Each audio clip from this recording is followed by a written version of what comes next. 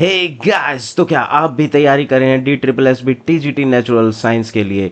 तो हम class 9th की केमिस्ट्री कंप्लीट कर चुके हैं और अब हम मूव कर रहे हैं क्लास 10th की NCERT बेस्ड केमिस्ट्री, और ये चल रही है हमारी NCERT सीरीज़। तो गाइस, इस वीडियो में बने रहिए और आज इस वीडियो के अंदर हम क्लास 10th की केमिस्ट्री को कंप्लीट कर देंगे। देखिए, क्लास 9th की केमिस्ट्री में जितनी ज़्यादा डिटेल्स थी, क्लास 10th में उतनी ज़्यादा डिटेल्स आपको नहीं मिलेंगी, क्योंकि इसमें ज़्यादा कुछ याद करने के लिए नहीं है। तो जो इंपॉर्टेंट चीज़ें हैं सिर्फ वही मैं आपको हाईलाइट करके बताता जाऊंगा। साइड में कुछ नोट्स बना दिए हैं, उन पर ध्यान दे लेना। बाकी और कुछ पढ़ने की ज़रूरत आपको नहीं है इस बुक में। तो यहाँ पर देखिए, जो कुछ भी लिखा हुआ है आप ये सब ना पढ़ें, टाइम वेस्ट होगा। साइड में जो इंपॉर्टेंट चीज़ है मैंने लिख दी है कि बर्निंग ऑफ मैग्नीशियम से क्या होता है, MgO यानी मैग्नीशियम ऑक्साइड बनता है और वो एक वाइट पाउडर की फॉर्म में एग्जिस्ट करता है और डेजलिंग वाइट फ्लेम निकलती है।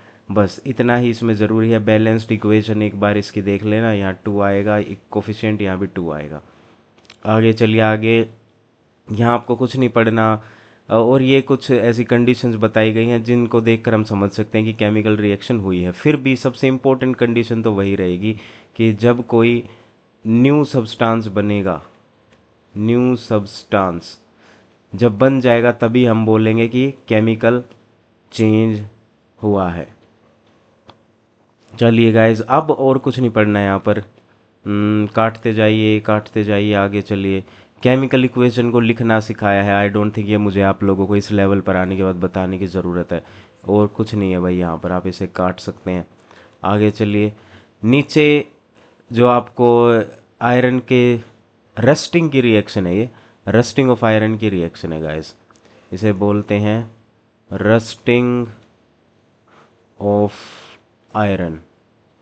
तो रस्टिंग ऑफ आयरन में आपके पास जो एंड प्रोडक्ट बनता है Fe3O4 बनता है। असल में ये इन दो कंपाउंड्स का मिक्सचर है, फेरस ऑक्साइड और फेरिक ऑक्साइड का ये मिक्सचर है। और फेरस ऑक्साइड में आयरन की ऑक्सीडेशन स्टेट है Fe+2 और यहाँ पर है Fe+3। इतना ही याद रखना है और कुछ नहीं पढ़ना। आगे चलिए, और इक्वेशंस को बैलेंस करना सिखाया है। इस लेवल पर आकर सभी को इक्वेशन बैलेंस करना आता होगा, मैं ऐसी उम्मीद रखता हूँ। पेन को क्या हो गया भाई, अपने आप ही ये तो लिखने लगा। रुक जा। चलो, तो इस पेज पर आपको और कुछ नहीं पढ़ना। चलिए गाइस, आगे यहाँ भी कुछ इम्पोर्टेंट नहीं है। यहाँ पर आपको स्टेट्स लिखना सिखाया कि भाई जैसे S लिखा तो सॉलिड, G लिखा तो गैस, G लिखा तो गैस, S लिखा तो सॉलिड। ये आप सबको ऑलरेडी आता होगा। यहाँ पर फिर आगे है मिथेनॉल बनने की रिएक्शन है और ये है फोटोसिंथेसिस की रिएक्शन। इसको बैलेंस करना आप ज़रूर देख लें। देखिए, दो रिएक्शंस हैं, एक है फोटोसिंथेसिस और एक है रेस्पिरेशन। जब इनको हम बैलेंस करने जाएंगे तो बैलेंस करने में काफ़ी टाइम लग जाता है, क्योंकि आप कोफिशिएंट देखिए, इधर 12 लग रहा है, 6 लग रहा है। तो ये जब हम 12 तक एक एक करके पहुंचेंगे, कम से कम 5-6 मिनट हमारे वेस्ट हो जाते हैं। तो बेटर है आप इन कोफिशिएंट्स को एज इट इज़ डायरेक्टली याद रख लीजिए इन दो रिएक्शंस के लिए, तो आपके लिए अच्छा रहेगा। देखिए, पहले हम लिखते हैं फोटोसिंथेसिस की रिएक्शन। पेज को करें थोड़ा साइड में। फोटोसिंथेसिस की रिएक्शन में क्या होगा, कार्बन डाइऑक्साइड यूज़ होगी प्लस वाटर यूज़ होगा H2O। और फिज़िकल स्टेट्स मैंने नहीं लिखी हैं, वो आप सबको पता ही है। इधर हम लिखेंगे क्लोरोफिल और सनलाइट की प्रेजेंस में रिएक्शन होगी। हमारे पास जो एंड प्रोडक्ट्स बनते हैं, ग्लूकोज साथ में बनता है ऑक्सीजन, साथ में बनता है वाटर। तो अब देखिए, हम इसको बैलेंस करने की कोशिश करते हैं। यहाँ लगाते हैं 6, यहाँ लगाते हैं 12। ग्लूकोज को रखेंगे खाली, इधर लगाएंगे 6, इधर लगाएंगे 6। अब देखते हैं क्या बैलेंस हो गई। 6 कार्बन है इधर और इधर भी 6 कार्बन, ठीक है। ऑक्सीजन है 2 और 12 18, नहीं सॉरी 12 13 6 दूनी 12 12 24। ये 12 है ऑक्सीजन और 12 है ऑक्सीजन, 24 है एक तरफ। तो इधर ऑक्सीजन है 6 दूनी 12 और 6, 6 से 12, इधर भी 24 है गाइस, ये बैलेंस्ड है। हाइड्रोजन 12 दूनी 24 है लेफ्ट साइड में और इधर है 12 और 6 दूनी 12, हाँ जी, हाइड्रोजन भी बैलेंस्ड है। तो ये रिएक्शन इस तरह बैलेंस्ड है गाइस। अब देखते हैं रेस्पिरेशन की रिएक्शन को लिखकर। रेस्पिरेशन ठीक फोटोसिंथेसिस का उल्टा हम बोल सकते हैं, क्योंकि इसमें ब्रेक डाउन होगा ग्लूकोज का फॉर्मेशन होने की जगह, और ब्रेक डाउन होता है ऑक्सीजन की प्रेजेंस में। और जब ऑक्सीजन से कोई भी पदार्थ या कोई भी सब्सटेंस रिएक्ट करता है तो असल में वो एक तरह की बर्निंग रिएक्शन ही होती है। तो यहाँ पर क्या होगा, हीट भी रिलीज होगी ठीक बर्निंग की ही तरह। तो यहाँ क्या क्या बनने वाला है, CO2 बनेगा प्लस H2O बनेगा प्लस हीट निकलेगी या एनर्जी निकलेगी। और क्या निकलता है, CO2 H2O, आई थिंक ये पूरा हो गया। तो ग्लूकोज के पास कोई कोफिशिएंट हम नहीं लगाएंगे। जैसे देखो यहाँ भी नहीं लगाया था, यहाँ भी कोई कोफिशिएंट नहीं लगाया, तो यहाँ भी कोई कोफिशिएंट नहीं लगाएंगे। यहाँ लगाएंगे 6, यहाँ लगाएंगे 6, यहाँ लगाएंगे 6। देखेंगे क्या बैलेंस हुई, 6 कार्बन 6 कार्बन और 12 हाइड्रोजन, 6 दूनी 12 हाइड्रोजन, ठीक है। ऑक्सीजन है 6 और 12 हो गए 18, 6 दूनी 12 और 6 18। तो गाइज ये रिएक्शन भी हमने बैलेंस कर दी। अब मैं ये कह रहा हूँ कि मुझे ये डायरेक्टली याद था कि यहाँ पर 6 6 6 लगना है और ग्लूकोज के आगे कुछ नहीं लगना, तो मैंने ये जल्दी से सोल्व कर दी। और मान लीजिए पेपर में रिएक्शन आती है और आप इसको बैलेंस करने बैठ जाए तो बहुत ज़्यादा टाइम आप उसमें बर्बाद कर देंगे अपना। तो इसलिए इन दो रिएक्शंस को आप डायरेक्टली याद ही रख लीजिए कि इनके कोफिशिएंट क्या है। मेन चीज़ जो याद रखने वाली है, सब के आगे 6 6 6 आने वाला है, बस यहाँ और यहाँ कुछ नहीं लगाना आपको। चलिए गाइस आगे चलते हैं और कुछ नहीं पढ़ना। अब यहाँ कुछ केमिकल रिएक्शंस हैं जिनको बस मैंने इधर लिख दिया है एज इट इज़, तो ये आप खुद भी देख सकते हैं। इसमें कुछ भी नया नहीं है, कुछ भी नया नहीं है, ये सब आप ऑलरेडी पढ़ चुके हैं और कुछ नहीं पढ़ना है यहाँ पर। अब यहाँ कुछ कैल्शियम के प्रोडक्ट्स की रिएक्शंस हैं। ये है कैल्शियम ऑक्साइड जिसे बोलते हैं क्विक लाइम, और इसी से वाइट वॉशिंग की जाती है। तो वाइट वॉशिंग के लिए भी यही यूज़ होगा, सफ़ेदी देने के लिए, वाइट वॉशिंग सफ़ेदी करने के लिए दीवारों पर यही यूज़ होगा। इसका जब हम घोल बना देंगे पानी में डालकर तो बनेगा स्लेक्ड लाइम।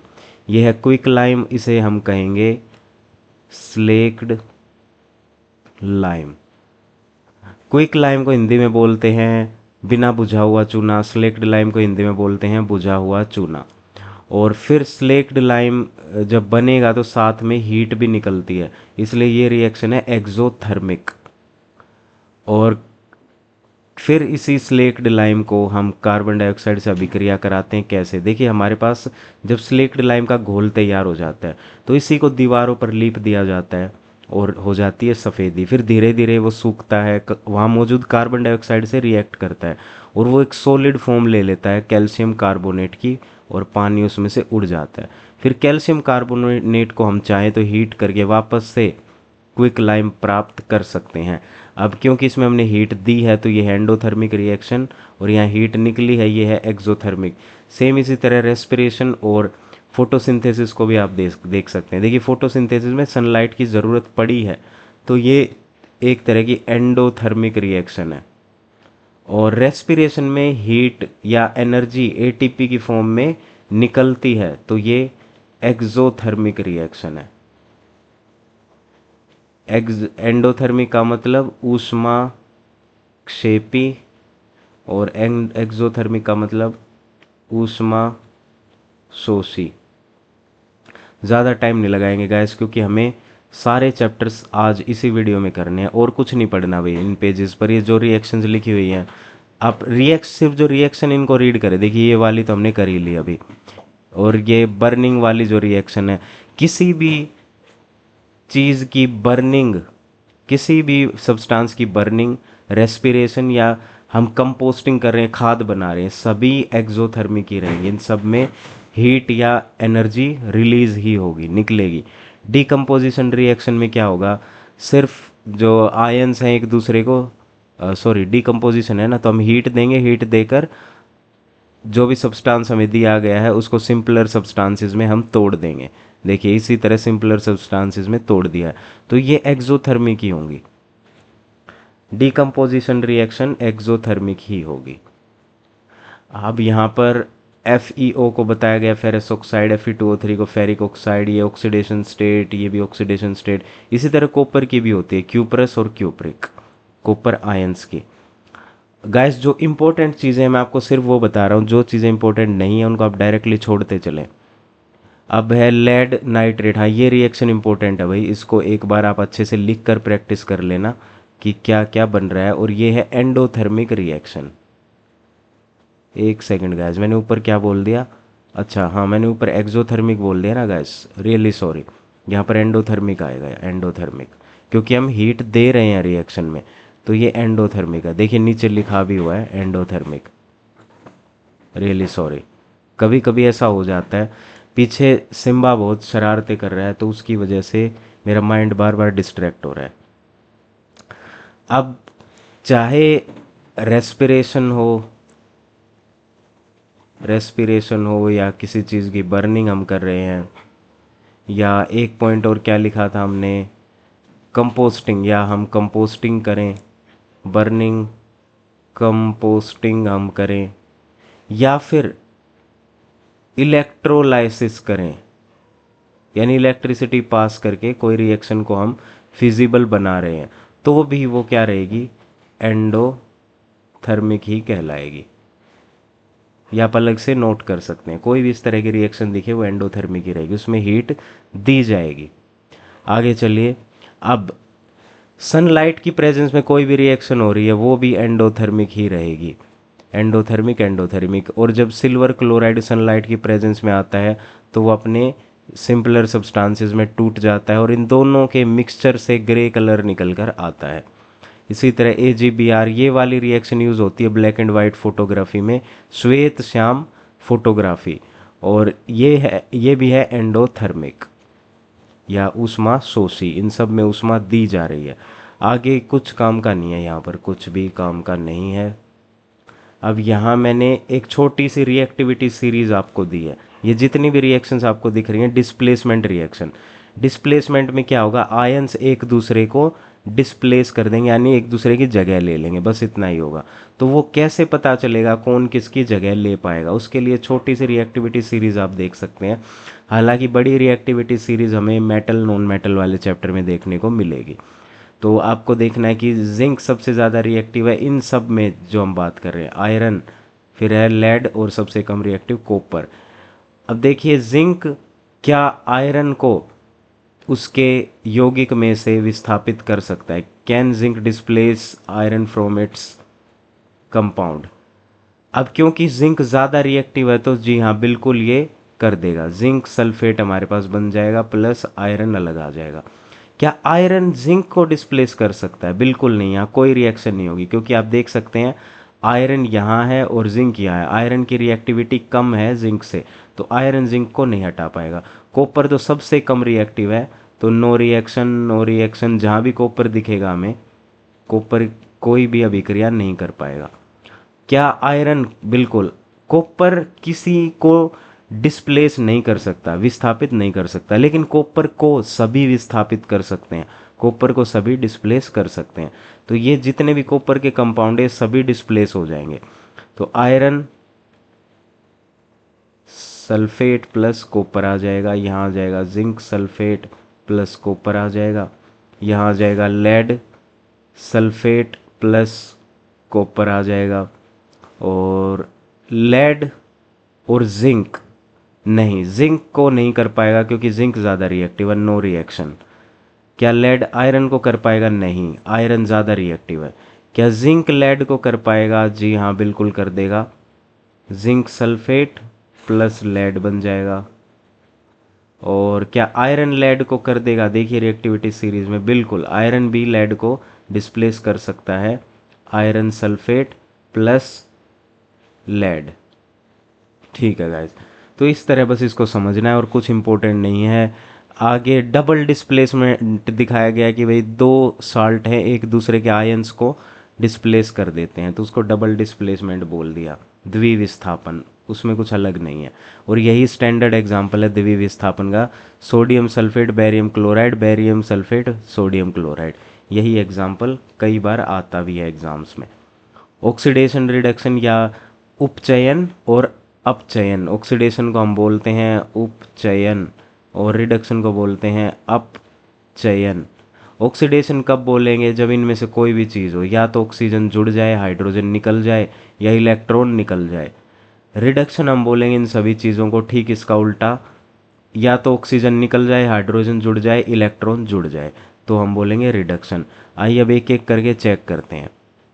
ये जो रिएक्शन दी हुई है इसमें कॉपर के साथ ऑक्सीजन था, लेकिन यहाँ कॉपर का ऑक्सीजन निकल गया, इसलिए कॉपर का हो गया रिडक्शन।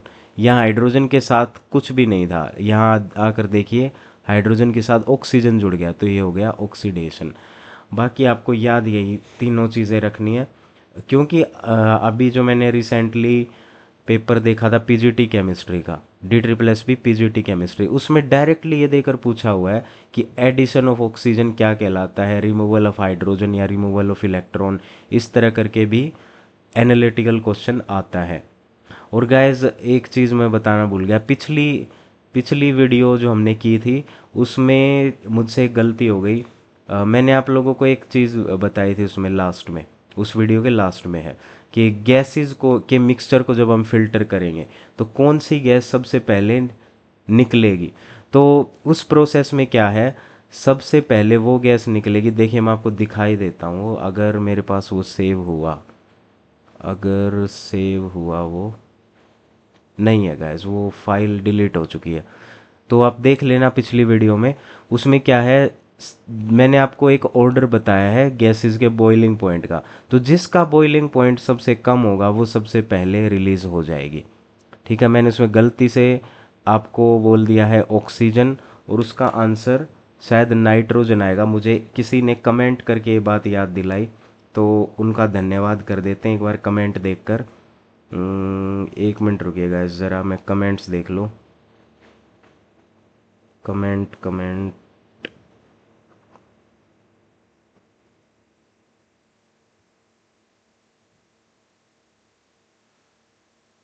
एक मिनट गाइस बस। देखिए, हाँ थोड़े कमेंट्स भी रीड कर लेते हैं यार। रंग बनारस, रंग बनारस या जो भी है, ये कह रहे हैं प्लीज़ कंटिन्यू साइंस क्लासेस। देखिए मुझे जितना टाइम मिल पा रहा है मैं साइंस क्लासेस को कंटिन्यू कर रहा हूँ। KWKN5 ये भी कह रहे हैं कंटिन्यू साइंस क्लासेस, बिल्कुल बिल्कुल कर रहे हैं जितना मुझे टाइम मिल पा रहा है। अमीषा मीणा, इनके तो बहुत सारे कमेंट्स आए हमारे पास। अमीषा मीणा तारीफ़ करती रहती हैं, बहुत बहुत शुक्रिया आपका, मेरा कंटेंट आपको पसंद आ रहा है, मुझे बहुत अच्छा लगा ये जानकर।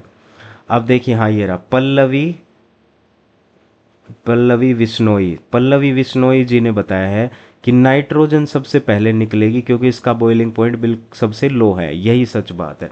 मैंने आपको पिछली वीडियो में एक सीरीज़ बताई थी जिसमें बिल्कुल लास्ट में है वो चीज़ पिछली वीडियो की, कि अगर मिक्सचर ऑफ गैसेस यानी गैसों के मिश्रण को हमें पृथक करना हो, अलग करना हो, तो कैसे करेंगे। तो उसमें जिसका बॉइलिंग पॉइंट सबसे कम होगा वो सबसे पहले अलग हो जाएगी, तो वो काम करेगा नाइट्रोजन। नाइट्रोजन का बॉइलिंग पॉइंट उन गैसेस में सबसे कम है, तो वही सबसे पहले अलग होगी। तो धन्यवाद पल्लवी विश्नोई जी, आपने मुझे करेक्ट किया। और किसकी बात करें भाई, बाकी देखिए मैं सबके कमेंट्स का पर्सनली रिप्लाई कर ही देता हूँ जितना मुझे टाइम मिल पाता है। और आजकल क्या है, सब्सक्राइबर भी काफ़ी स्लो ग्रोथ हो रही है अब। शुरुआत में तो काफ़ी अच्छी ग्रोथ हुई, एक ही दिन में 100 सब्सक्राइबर आ गए थे, और अब तो एक दो ऐसे ही सब्सक्राइबर बढ़ रहे हैं। तो इसलिए मेरा भी थोड़ा मोटिवेशन कभी कभी डाउन होने लगता है। खैर कोई नहीं, जितना बन पाएगा उतना करेंगे। आगे चलते हैं गाइस, ऑक्सीडेशन रिडक्शन हमने कर लिया है। अब यहाँ आपको और कुछ नहीं पढ़ना है इस चैप्टर में। कोरोजन में क्या याद रखना है भाई, मॉइस्चर या एसिड के कांटेक्ट में जब भी कोई मेटल आएगा वो कोरोड हो जाएगा, उस पर कोटिंग चढ़ जाएगी अलग अलग कलर की। जैसे सिल्वर पर ब्लैक कोटिंग हो जाती है, तो कोरोजन ऑफ सिल्वर में कैसी कोटिंग होगी, ब्लैक। ये आपको याद रखना, हाईलाइट कर लीजिए। कॉपर पर कैसी कोटिंग हो जाती है, ग्रीन। और रेंसिडिटी में क्या होता है भाई, फैट और ऑयल जब ऑक्सीडाइज हो जाते हैं, ऑक्सीजन से अभिक्रिया कर लेते हैं, तो हमारी जो चीज़ें पैकेट में रखी होती हैं वो ख़राब हो जाती हैं, इसलिए पैकेट में नाइट्रोजन को भरा जाता है। ये बस यही बातें याद रखनी है। अब ज़रा एक बार आप देखिए, इस पूरे चैप्टर को हम रीड कर चुके हैं, आपको क्या याद करना था, कुछ नहीं, सिर्फ ये एक रिएक्शन। आगे चलिए, आगे चलिए, ये भी कुछ याद करने का नहीं है, ये भी कुछ हाँ, यहाँ पर फोटोसिंथेसिस और रेस्पिरेशन को देखा हमने, ये सिर्फ इन क्वेश्चंस को मैंने सोल्व किया है और कुछ नहीं किया हुआ। इसके बाद ये कैल्शियम के जो 3 रिएक्शंस है गाइस, इन पे आप स्पेशल ध्यान दें, इन 3 रिएक्शंस पे, क्योंकि यहाँ से तो कितने ही क्वेश्चन बनते हैं। वाइट वॉशिंग करके क्विक लाइम पूछ लिया जाता है, और एक ये भी पूछा जाता है, विच गैस, क्वेश्चन है गाइस ये बड़ा important, which gas converts lime water milky. ये क्वेश्चन भी अलग अलग तरह से घुमा घुमा के पूछा जाता है कि कौन सी गैस पास करने से जो स्लेक्ड लाइम है या बुझा हुआ चूना है वो दूधिया रंग का हो जाता है। कैसे होगा देखो, हमारे पास है lime water CaOH whole twice, अगर हम इसमें कार्बन डाइऑक्साइड गैस पास करते हैं तो हमारे पास बनता है कैल्शियम कार्बोनेट प्लस H2O।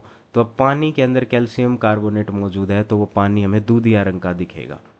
तो जब भी आपको क्वेश्चन दिखे लाइम वाटर मिल्की, ऐसा मिल्की शब्द जहाँ भी दिख जाए तो उसका आंसर क्या है, कैल्शियम कार्बोनेट। यानी कौन सा पदार्थ बन चुका है, कैल्शियम कार्बोनेट बन चुका है, ये आपको याद रखना है। और कौन सी गैस से बना है, ये है CO2 गैस पास करने से बना है। या कोई भी ऐसा क्वेश्चन आए जिसमें आपको ये कहा गया कि आपको दिया गया, इसको थोड़ा ऊपर करते हैं, आपको दिया गया है कैल्शियम हाइड्रोक्साइड या वही बिना बुझा हुआ, सॉरी बुझा हुआ चूना, और इसमें हमने कोई एक्स गैस पास करी और क्या हो गया, ये लाइम वाटर मिल्की हो गया। तो बताइए ये एक्स गैस कौन सी थी, तो आंसर क्या आएगा, CO2। मिल्की हुआ तो क्या बना, CaCO3। ये चीज़ आप लोगों को याद रखनी है। कितने ही क्वेश्चन बनते हैं इससे, CBSE में भी और कम्पिटिटिव एग्जाम में भी। और कहीं भी आपको ऐसा दिख जाए कि भाई बुलबुले उठ रहे हैं, कुछ भी करने से बुलबुले बुलबुले उठे, या इसको एफ्रेवेसेंस बोलते हैं, एफ्रेवेसेंस, एफ्रेवेसेंस हुए, तो उसका आंसर भी क्या आएगा, कौन सी गैस है, कार्बन डाइऑक्साइड। ये चीज़ आप याद रखना। बर्निंग और रेस्पिरेशन कंपोस्टिंग इन सभी को एक्सोथर्मिक कहा जाएगा, और कुछ नहीं पढ़ना। ये बस फेरस फेरिक में आपको डिफरेंस बताया। एंडोथर्मिक और एक्सोथर्मिक के जो एग्जांपल्स हैं, जिसमें हीट दी जा रही है एंडोथर्मिक, हीट निकल रही है एक्सोथर्मिक।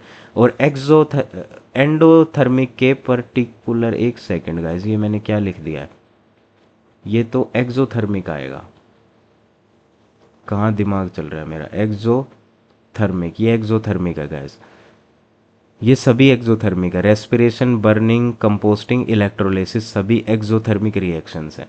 देखिए ऊपर भी लिखा हुआ है बिल्कुल, यहाँ एक वर्ड और ऐड किया हमने, बर्निंग, रेस्पिरेशन, कंपोस्टिंग, इलेक्ट्रोलाइसिस, ये सभी एक्सोथर्मिक रिएक्शंस है।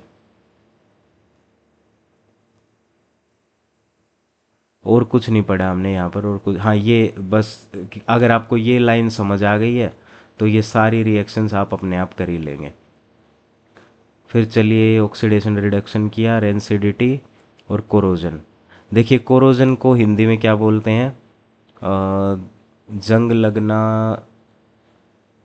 और रेंसिडिटी को बोलते हैं विकृत गंधिता, और कोरोजन को आई थिंक जंग लगना बोलते हैं, या इसके लिए कोई स्पेशल टर्म थी,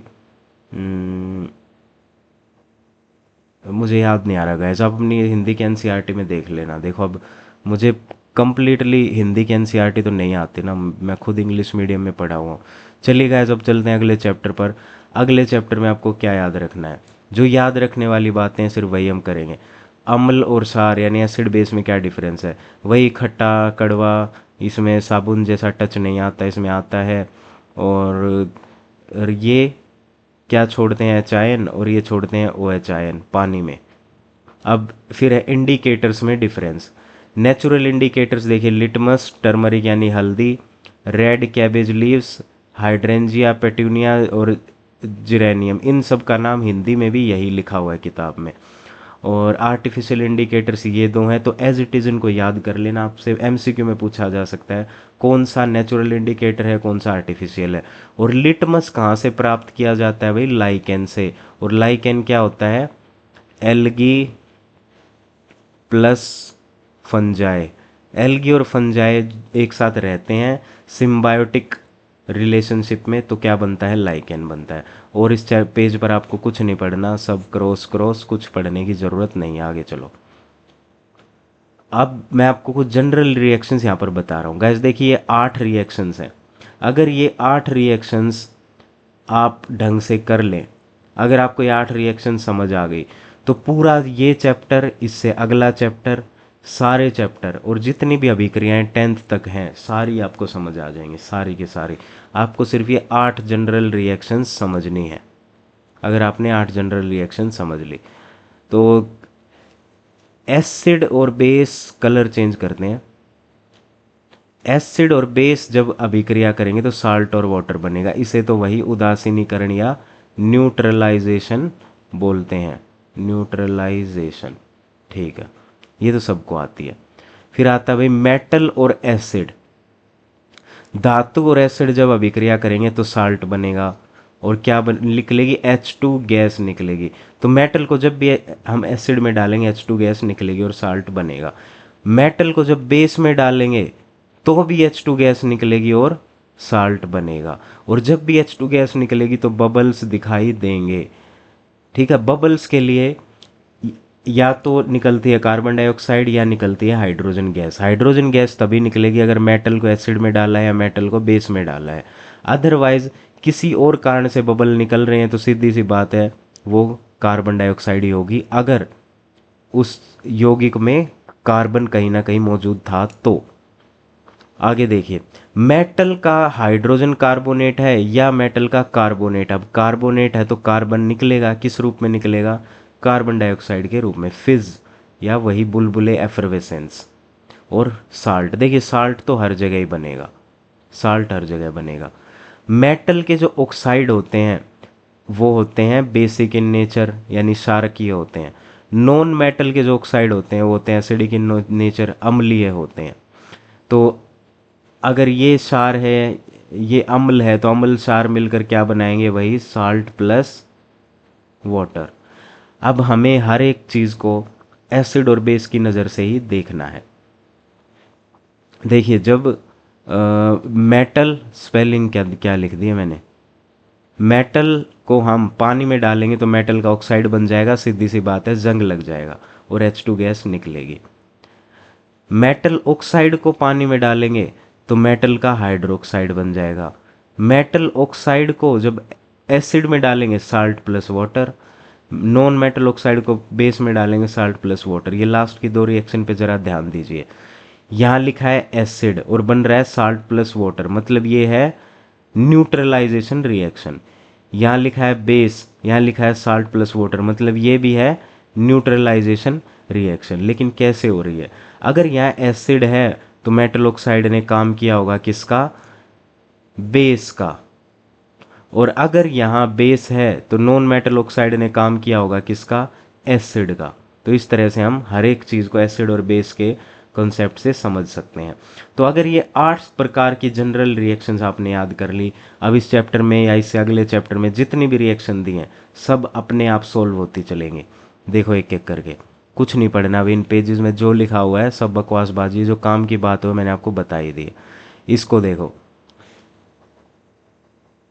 मेटल, मेटल का हाइड्रोक्साइड है, क्या ऐसी कोई रिएक्शन हमने लिखी है? मेटल का ऑक्साइड हाइड्रोक्साइड, हाँ ये वाली रिएक्शन हमने नहीं लिखी है। मेटल, हाँ खैर ये तो मेटल हाइड्रोक्साइड प्लस मेटल की रिएक्शन है। ये वाली जो रिएक्शन है गाइस इसको आप अलग से ही याद रख लेना। इस वाली रिएक्शन को अलग से ही आप लोग याद रख लेना, क्योंकि इसका मैं कोई जनरल फॉर्मूला नहीं बना पाया, बाकी सभी फिट होंगी। एक बार ऐसा करते हैं, उनको अपने साथ साथ लेके चलते हैं इन रिएक्शंस को। यहाँ से करते हैं कट। ओए रुको रुको रुको रुको, दोबारा करना पड़ेगा।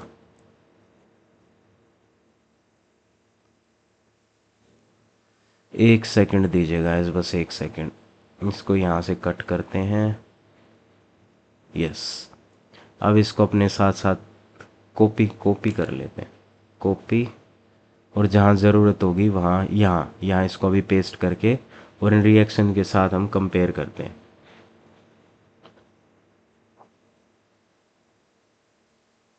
हाँ, अब ज़रा ये देखिए गाइस, आपके पास ऊपर जो रिएक्शन दी हुई है, ये test tube A test tube B जहाँ लिखा हुआ है, सोडियम कार्बोनेट है और सोडियम हाइड्रोजन कार्बोनेट है। एसिड से अभिक्रिया हो रही है। ये देखिए चौथी चौथी जो हमने जनरल रिएक्शन लिखी उस पर फोकस करिए। सेम वही चीज़ें बन रही हैं, साल्ट बना, वाटर बना और कार्बन डाइऑक्साइड निकली। ठीक है, तो अब किसी भी तरह का मेटल कार्बोनेट या हाइड्रोजन कार्बोनेट आपको दे दिया जाए, उसे एसिड से रिएक्ट कराया जाए, तो यही बनने वाला है। और ये वाली जो अभिक्रिया है ये तो हम पिछले चैप्टर में कर ही चुके हैं। ठीक है, तो ये आपको अब याद हो गई होगी। अब आगे चलिए, अब देखिए मेटल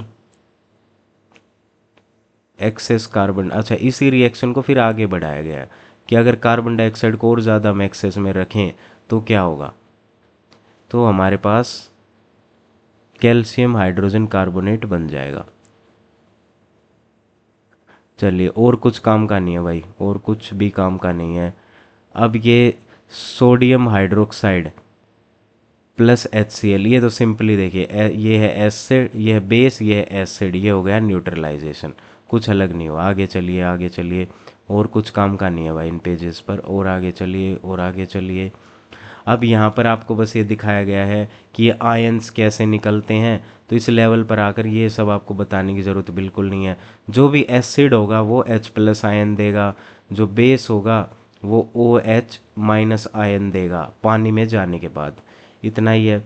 और फिर pH का कॉन्सेप्ट आ जाएगा आगे। ये देखिए pH का कॉन्सेप्ट आ गया।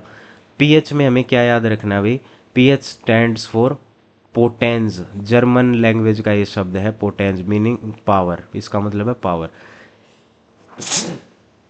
रियली सॉरी गाइस, पोटेंस का मतलब है पावर। आगे चलिए, आगे चलिए। हाँ, ये आप एक बार देख लेना कि भाई कौन ज़्यादा एसिडिक है। जैसे प्योर वाटर एकदम 7 पे है, मिल्क ऑफ मैग्नीशिया 10 पे, और सोडियम हाइड्रोक्साइड बहुत बहुत ज़्यादा बेसिक है। फिर लेमन जूस यहाँ आता है, गैस्ट्रिक जूस यहाँ आता है, तो इन दोनों में एक बार डिस्टिंक्शन देख लेना कि जो लेमन जूस है हमारे गैस्ट्रिक जूस से कम एसिडिक होता है। आगे चलें। अब जो इम्पोर्टेंट हाइलाइट्स हैं उनको आप अंडरलाइन करें, बाकी सब छोड़ दें। हमारी बॉडी का जो पीएच है वो ये रहा, इतने में वो काम करती है। रेन वाटर का पीएच है ये रहा, जिसको हम एसिड रेन बोलते हैं। इससे ज़्यादा अगर हो तो, नहीं सॉरी, इससे कम अगर पीएच हो जाए रेन का तो हम उसको बोलेंगे acid rain. Acid on other planets, तो वीनस पर सल्फ्यूरिक एसिड पाई जाती है। और हमारे डाइजेस्टिव सिस्टम में जब पीएच में गड़बड़ आ जाए तो हम एंटासिड का यूज़ करते हैं, जिसमें मिल्क ऑफ मैग्नीशिया का यूज़ किया जाता है। इसका पीएच अभी ऊपर देखा हमने 10 के आसपास कुछ है, देखिए 10 के आसपास बिल्कुल सही। अब टूथ डीके की बात हो रही है। टूथ डीके कैसे होता है, हमारा जो दांत है, हमारा जो दांत है, दांत की सबसे बाहर वाली जो परत है एकदम ठोस, ये हमारी हड्डी से भी ज़्यादा स्ट्रोंग होती है। इसे कहा जाता है इनेमल। और इसी इनेमल का है ये फॉर्मूला, कैल्शियम हाइड्रोक्सेपेटाइट, ये इसका फॉर्मूला है गाइस। एज इट इज़ इसको याद कर लो फॉर्मूला को, और कुछ याद करने की ज़रूरत नहीं है। और हमारे मुंह का अगर पीएच 5.5 से नीचे चला जाएगा तो टूथ डिके शुरू हो जाएगा। इसलिए हमें बेसिक नेचर वाले टूथपेस्ट यूज़ करने चाहिए। और आपको एक इंटरेस्टिंग फैक्ट बताता हूँ, पिछले साल हमारे डायरेक्टरेट ऑफ एजुकेशन ने कुछ टीचर्स को भेजा था आईआईटी गांधीनगर। यहाँ हमारी ट्रेनिंग हुई थी, कुछ कैपेसिटी बिल्डिंग ट्रेनिंग, तो वहाँ पर मुझे भी जाने का मौका मिला था। वहाँ 5 दिन की ट्रेनिंग थी, बहुत मज़ा आया, एकदम कॉलेज जैसी लाइफ थी। गाइज आगे मैं ऐसे भी वीडियोस बना दूंगा जिसमें आपको प्रोफेशन में आने के बाद क्या क्या मौके मिलते हैं, किस तरह की ट्रेनिंग्स होती हैं, वो सब बताऊंगा मैं आपको कि कैसे ये सब किया जाता है। तो आईआईटी गांधीनगर हम गए, वहाँ पर एक दिन एक एक्सपेरिमेंट हुआ कि कौन सा टूथपेस्ट बेस्ट है। तो 3 टूथपेस्ट को कंपेयर, 3 4 आई थिंक 5 टूथपेस्ट थे जिनको कंपेयर किया गया। तो किसी ब्रांड को तो मैं प्रमोट नहीं करूँगा यहाँ, बस जो बेस्ट रिजल्ट्स निकल कर सामने आया, सबसे ज़्यादा बेसिक नेचर का जो टूथपेस्ट था वो था भाई कोलगेट। तो सबसे बेस्ट उसी को पाया गया। और जितने भी ऐसे टूथपेस्ट हैं जिनमें आपको लाल नीले ऐसे ऐसे रंग दिखते हैं, जो टेस्ट में मीठे होते हैं, वो ज़्यादातर एसिडिक थे। कमाल की बात ये है, आप सोचिए जब टूथपेस्ट का नेचर ही एसिडिक है तो वो दांतों को और ज़्यादा एसिडिक बनाएगा और ज़्यादा टूथ डिके होगा। इसलिए ऐसे टूथपेस्ट बिल्कुल यूज़ ना करें। तो सबसे बेस्ट रिजल्ट 2 टूथपेस्ट को निकल कर आए थे। एक था, सबसे नंबर 1 पर था कोलगेट, दूसरे नंबर पर था पतंजलि दंत कांति, जिन्होंने सबसे ज़्यादा पीएच अपना निकाल कर दिया है, यानी उनका पीएच 7 से ऊपर था और वो बेसिक नेचर के थे। बाकी और जितने भी टूथपेस्ट हमने टेस्ट किए सब एसिडिक, ज़्यादातर टूथपेस्ट एसिडिक थे, तो वो हमारे दांतों के लिए बहुत हानिकारक है। फिर है सेल्फ डिफेंस बाय प्लांट्स। अब ये देखो, ये सब तो हम बहुत पहले से याद करते हैं। अभी नेटल एक पौधा है जिसमें मिथेनोइक एसिड पाया जाता है, मिथेनोइक एसिड को फॉर्मिक एसिड बोलते हैं, ये रहा फॉर्मूला। अब विनेगर में कौन सा एसिड है? Acetic acid. पेन कहाँ गया? विनेगर में है एसिटिक एसिड, ऑरेंज में सिट्रिक, टामरिंड में टार्टरिक, टमाटो में ऑक्जेलिक। अब कई बच्चे ऑक्जेलिक में टार्टरिक लिख देते हैं, उनको लगता है ये टी और टी, पर ऐसा नहीं है। सॉर मिल्क कर्ड में लैक्टिक एसिड, लेमन में सिट्रिक, आंट स्टिंग में मिथेनोइक, नेटल स्टिंग मिथेनोइक, वही फॉर्मिक, फॉर्मिक एसिड भी इसका नाम है। ठीक है, ये सब छोटे मोटे क्वेश्चन आप कर सकते हैं इजीली। फिर आता है भाई साल्ट के बारे में आपको क्या याद रखना है। साल्ट के बारे में इतना याद रखना है, strong acid strong base strong salt, strong acid weak base acidic salt, क्योंकि यहाँ पर स्ट्रॉन्ग एसिड है। अगर स्ट्रॉन्ग बेस है तो बेसिक साल्ट बन जाएगा। NaCl was the chemical use in freedom struggle. ये क्वेश्चन किसी एग्ज़ाम में आ चुका है, मैंने देखा हुआ है। एग्जैक्टली किस एग्ज़ाम में आया था मुझे याद नहीं, पर यह क्वेश्चन आ चुका है कि कौन सा केमिकल इंडिया के फ्रीडम स्ट्रगल में, भारत की आज़ादी की लड़ाई में यूज़ हुआ था। वो था नमक, साधारण नमक NaCl, जो गांधी जी ने नमक बनाओ आंदोलन चलाया था। फिर अभी रॉक साल्ट जो है, जिसे हम काला नमक बोलते हैं, ब्राउन कलर का होता है क्योंकि इसमें इम्प्योरिटीज़ मौजूद होती हैं। और जो NaCl जो टेबल साल्ट हम यूज़ करते हैं उसमें कोई इम्प्योरिटीज़ नहीं होती। आगे चलिए, NaCl के एक्वस सॉल्यूशन को बोलते हैं ब्राइन, ब्राइन बोलते हैं। और NaCl को कई तरह के और यौगिक बनाने में इस्तेमाल किया जाता है। तो एक एक करके उनकी अभिक्रियाएं देख लेते हैं। देखिए पीछे कुछ नहीं पढ़ना है, सब फालतू की बातें लिखी हुई हैं, जो काम की बातें मैंने ऐसे नोट डाउन आप लोगों के लिए कर दी हैं।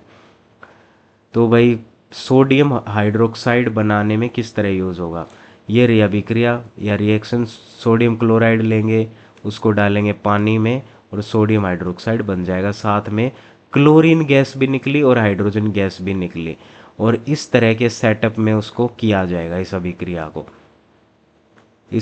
को इस तरह के सेटअप में किया जाएगा, इलेक्ट्रिक मेथड्स का यूज़ करके या इलेक्ट्रोलाइसिस करके। और यहाँ पर क्या बन रहा है, क्लोरीन गैस बन रही है और साथ में NaOH यानी एक अल्कली भी बन रहा है। तो इसे बोलते हैं क्लोर अल्कली प्रोसेस या क्लोर क्षार प्रक्रिया इसे बोला जाता है। तो इसका नाम एज इट इज़ आपको याद रखना है। और ये क्वेश्चन अभी PGT के एग्ज़ाम में आया था कि सोडियम हाइड्रोक्साइड को बनाने का सबसे कॉमन तरीका क्या है, वो यही है, क्लोर क्षार प्रक्रिया या क्लोर अल्कली प्रोसेस। फिर अब ब्लीचिंग पाउडर। हम क्या पढ़ रहे हैं असल में, देखिए कि NaCl का इस्तेमाल करके हम कैसे डिफरेंट कंपाउंड्स को सिंथेसाइज कर सकते हैं। तो NaCl का इस्तेमाल करके पहले हमने क्लोर क्षार प्रक्रिया करी और सोडियम हाइड्रोक्साइड बनाया और क्लोरीन गैस बनाई। अब इसी क्लोरीन गैस का देखिए आगे यूज़ किया गया है। इसी क्लोरीन गैस को हमने बुझे हुए चूने या कैल्शियम हाइड्रोक्साइड से रिएक्ट किया और हमारे पास बना कैल्शियम हाइपोक्लोराइट, जिसे क्या बोलते हैं, ब्लीचिंग पाउडर। तो गैस इनके आप फॉर्मूले प्लीज़ याद कर लें, ब्लीचिंग पाउडर। अब आगे चलिए, आगे क्या हुआ, जो NaCl है उसी से हम एक दो और ये तीन चीज़ें मिलाकर क्या बना सकते हैं, अमोनियम क्लोराइड और सोडियम बाइकार्बोनेट। अब ये जो सोडियम बाइकार्बोनेट है, इसी को अगर हम हीट कर दें तो हमारे पास सोडियम कार्बोनेट आ जाएगा, और बेकिंग सोडा हमारे पास बन गया है। अब है baking powder, sodium hydrogen carbonate जो है, देखिए बेकिंग सोडा हम किसे बोलते हैं, ये रहा बेकिंग सोडा, ये है baking soda, sodium hydrogen carbonate को बोलेंगे बेकिंग सोडा। और जब यही सोडियम हाइड्रोजन कार्बोनेट खाने में जाता है, खाने में जाएगा तो उसे हीट मिलेगी, जब उसे हीट मिलेगी तो यहाँ पर कार्बन डाइऑक्साइड निकलेगी, और कार्बन डाइऑक्साइड के निकलने से हमारा खाना फूल जाएगा। इसी से बेकिंग पाउडर भी बनाया जाता है। सोडियम हाइड्रोजन कार्बोनेट के अंदर अगर हम कोई एसिड डाल दें, जैसे आमतौर पर क्या किया जाता है, बेकिंग सोडा हम लाते हैं, उसमें हम डाल देते हैं, या तो नींबू निचोड़ देते हैं या फिर विनेगर उसमें डाल देते हैं, तो हमें एसिड का H+ आयन मिल जाता है, और वहाँ से भी कार्बन डाइऑक्साइड निकल जाती है। हमारी ब्रेड, केक, इन चीज़ों को हम फुला सकते हैं। तो इस तरह हमने इस्तेमाल किया, पहले NaCl से बनाया बेकिंग सोडा, फिर बेकिंग सोडा से बनाया बेकिंग पाउडर। तो बेकिंग पाउडर किसे बोलेंगे, इन दो को जब हम मिला देंगे तो उसे बेकिंग पाउडर हम बोल देंगे। वॉशिंग सोडा, अभी जो हमने सोडियम कार्बोनेट बनाया, क्या मैंने ऊपर सही फॉर्मूला लिखा है, बिल्कुल, जो हमने सोडियम कार्बोनेट बनाया है, सोडियम कार्बोनेट को अगर हम पानी में डाल दें तो ये 10 मॉलिक्यूल पानी के इसके साथ जुड़ जाएंगे और ये बन जाएगा वॉशिंग सोडा। दोबारा याद रखिए, हम असल में पढ़ क्या रहे हैं कि NaCl से डिफरेंट कंपाउंड को कैसे सिंथेसाइज करें। पहले NaCl से हमने बनाया क्लोर और अल्कली, फिर उसी क्लोरीन का यूज़ करके हमने बनाया ब्लीचिंग पाउडर, और फिर दोबारा से NaCl का यूज़ किया और हमने बनाया बेकिंग सोडा। बेकिंग सोडा का इस्तेमाल करके हमने बनाया बेकिंग पाउडर, और बेकिंग पाउडर का जो साइड प्रोडक्ट था सोडियम कार्बोनेट, इस सोडियम कार्बोनेट से फिर हमने बनाया वॉशिंग सोडा। तो सारी चीज़ें आपस में जुड़ी हुई है। फिर आते हैं भाई, अच्छा इतना ही था ये। हाँ गाइज, यहाँ पर साइड में कुछ कुछ इंपॉर्टेंट चीज़ें जो मैंने हाईलाइट करी हैं, जैसे यूजेस। तो ब्लीचिंग पाउडर का इस्तेमाल, क्योंकि ब्लीचिंग है तो ऑब्वियसली टेक्सटाइल में, वॉशिंग वगैरह में होगा, एक ऑक्सीडाइजिंग एजेंट की तरह काम करेगा, ड्रिंकिंग वाटर को प्योरीफाई करने के लिए भी यूज़ किया जाएगा। और और ये देखिए बेकिंग सोडा का इस्तेमाल कहाँ हो रहा है, ब्रेड में एंटासिड और सोडा एसिड फायर एक्सटिंग्यूशर, ये इंपॉर्टेंट है गाइस, इसे स्टार मार्क कर लेना, क्योंकि ये फायर एक्सटिंग्यूशर से जो क्वेश्चन है क्लास 8th की NCERT से भी बनता है।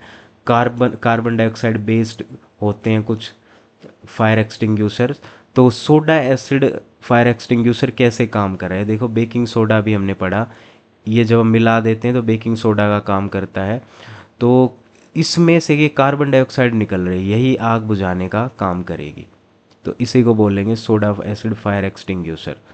वॉशिंग सोडा बनाया जाएगा रिक्रिस्टलाइजेशन करके, ये रिक्रिस्टलाइजेशन, तो प्रोसेस हमें याद रखना है। और वही वॉशिंग सोडा का इस्तेमाल बोरेक्स बनाने में होगा, तो इसको भी आप हाईलाइट कर लें। आगे चलिए, आर क्रिस्टल ड्राई साल्ट। तो देखो जैसे हम ये क्रिस्टल्स को पढ़ते हैं,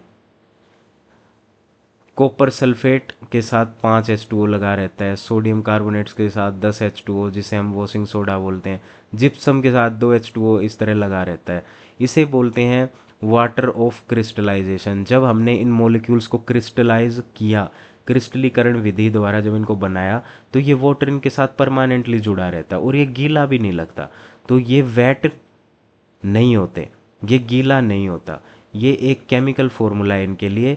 और water of crystallization is the fixed number of water molecules present in one formula unit of the salt। तो ये water of crystallization की छोटी सी डेफिनेशन आपको दी गई है, इस पर ध्यान दे ले। फिर है जिप्सम, भाई जिप्सम का फॉर्मूला ये रहा, जिप्सम को 373 केल्विन पे हीट कर दें तो हमारे पास बन जाएगा POP, प्लास्टर ऑफ पेरिस। ठीक है गाइज, फिर अब जितनी भी रिएक्शंस हैं वो इसी तरह रिपीट होंगी। याद क्या रखना है, कुल मिला के कुल मिला के आपको याद वही 8 रिएक्शन, जनरल ये 8 रिएक्शंस अगर आपको याद है तो ये चैप्टर भी और अगला चैप्टर भी आपकी मुट्ठी में रहेगा। चलिए अभी मूव करते हैं अगले चैप्टर की तरफ। अगला चैप्टर है metal and non metal. 2 minute दीजिएगा, इसमें पानी पी लेता हूँ, काफ़ी देर हो गई है बोलते हुए।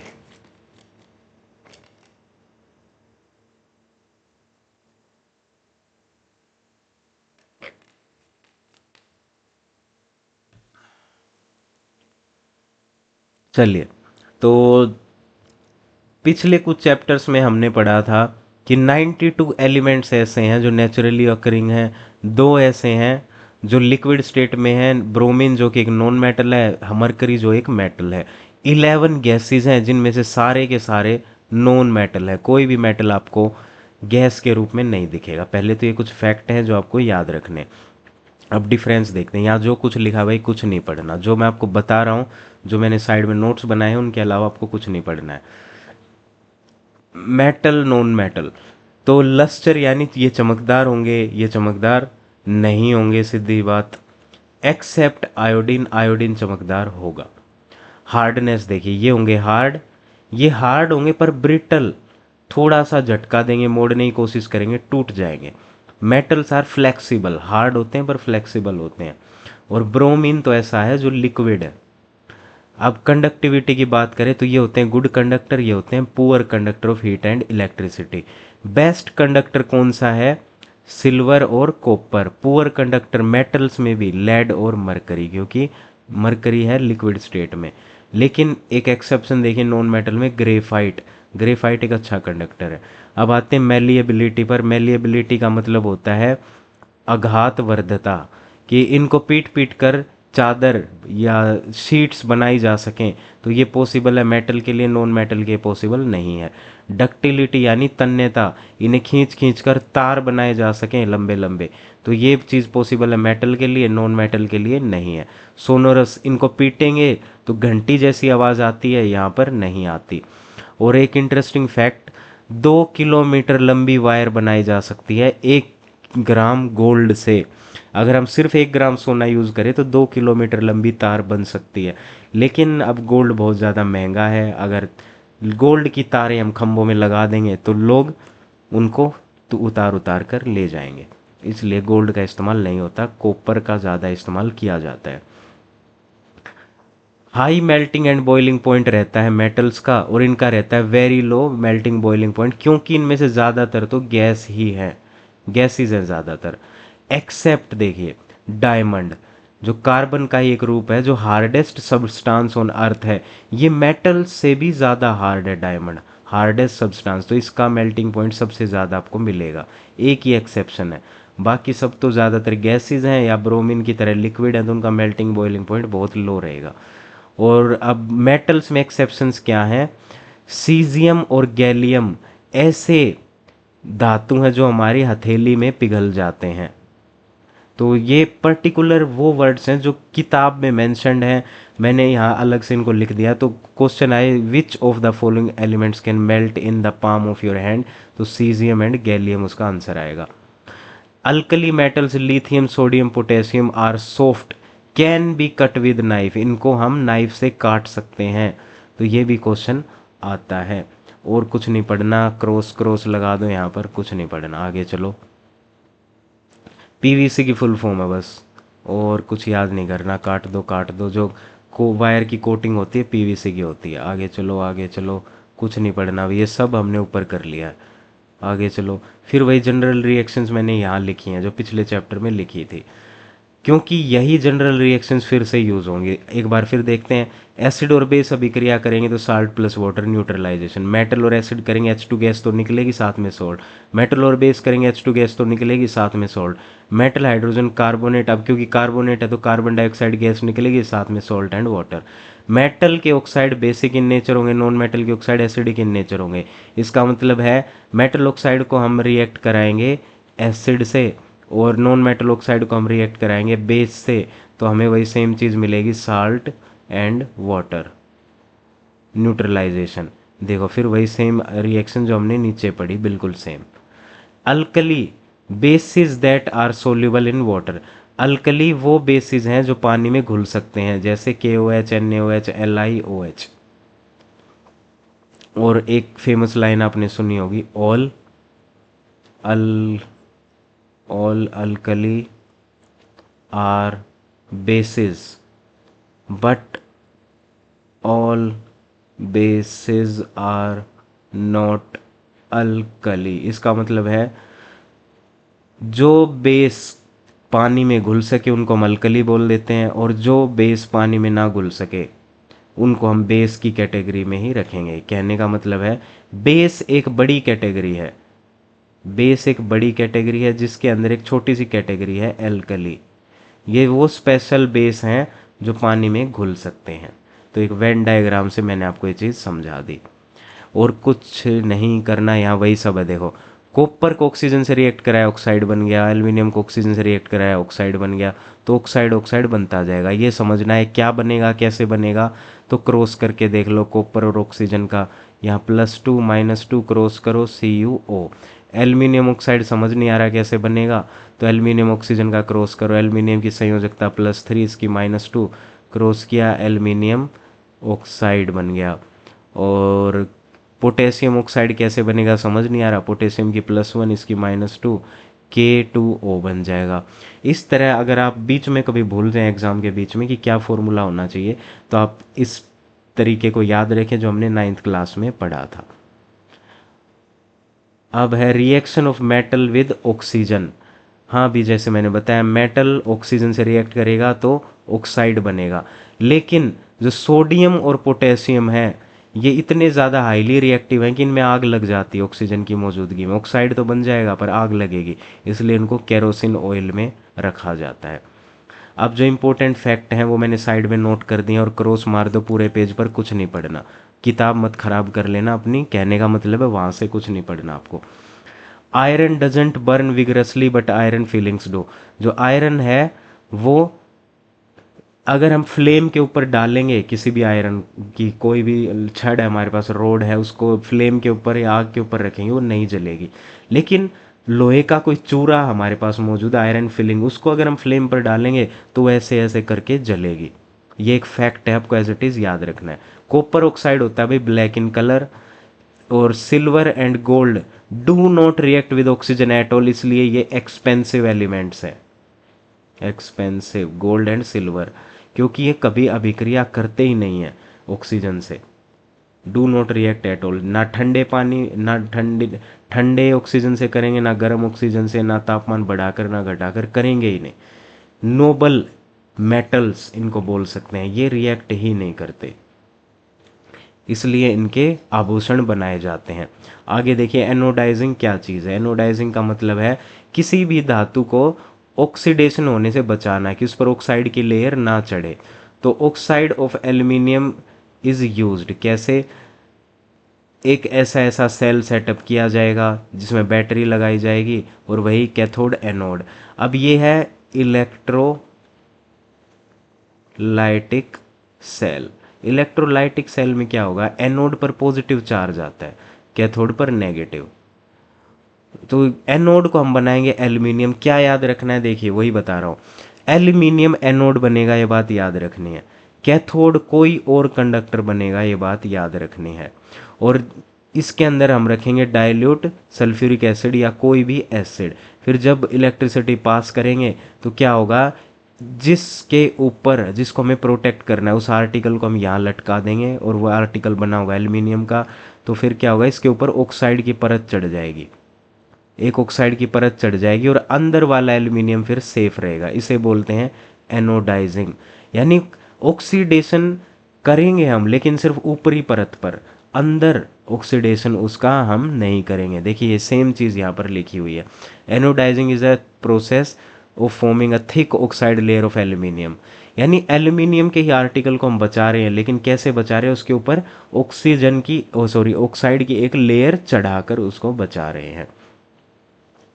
और कुछ नहीं पढ़ना, कुछ नहीं पढ़ना, यहाँ पर वही सब है। वही देखो, पानी में डाला मेटल को तो हाइड्रोक्साइड बन गया, H2 गैस निकल गई, पानी में डाला मेटल को हाइड्रोक्साइड बन गया, H2 गैस निकल गई। कुछ अलग नहीं है, वही सेम चीज़ें जो हम ऊपर पढ़ चुके हैं, जनरल रिएक्शंस। अब आगे क्या पढ़ना है, जनरली मेटल प्लस एसिड क्या करता है, साल्ट और वो H2 गैस देता है। But when metal reacts with HNO3 तो ऐसा नहीं होगा। नॉर्मली किसी भी एसिड से मेटल रिएक्ट करेगा तो H2 गैस देगा, पर HNO3 के साथ ऐसा नहीं होगा, क्योंकि HNO3 एक very very strong oxidizing agent है। वो मेटल के साथ जब अभिक्रिया करेगा तो इस बने हुए H2 को H2O में बदल देगा, इसको रिड्यूस कर देगा, सॉरी ऑक्सीडाइज कर देगा।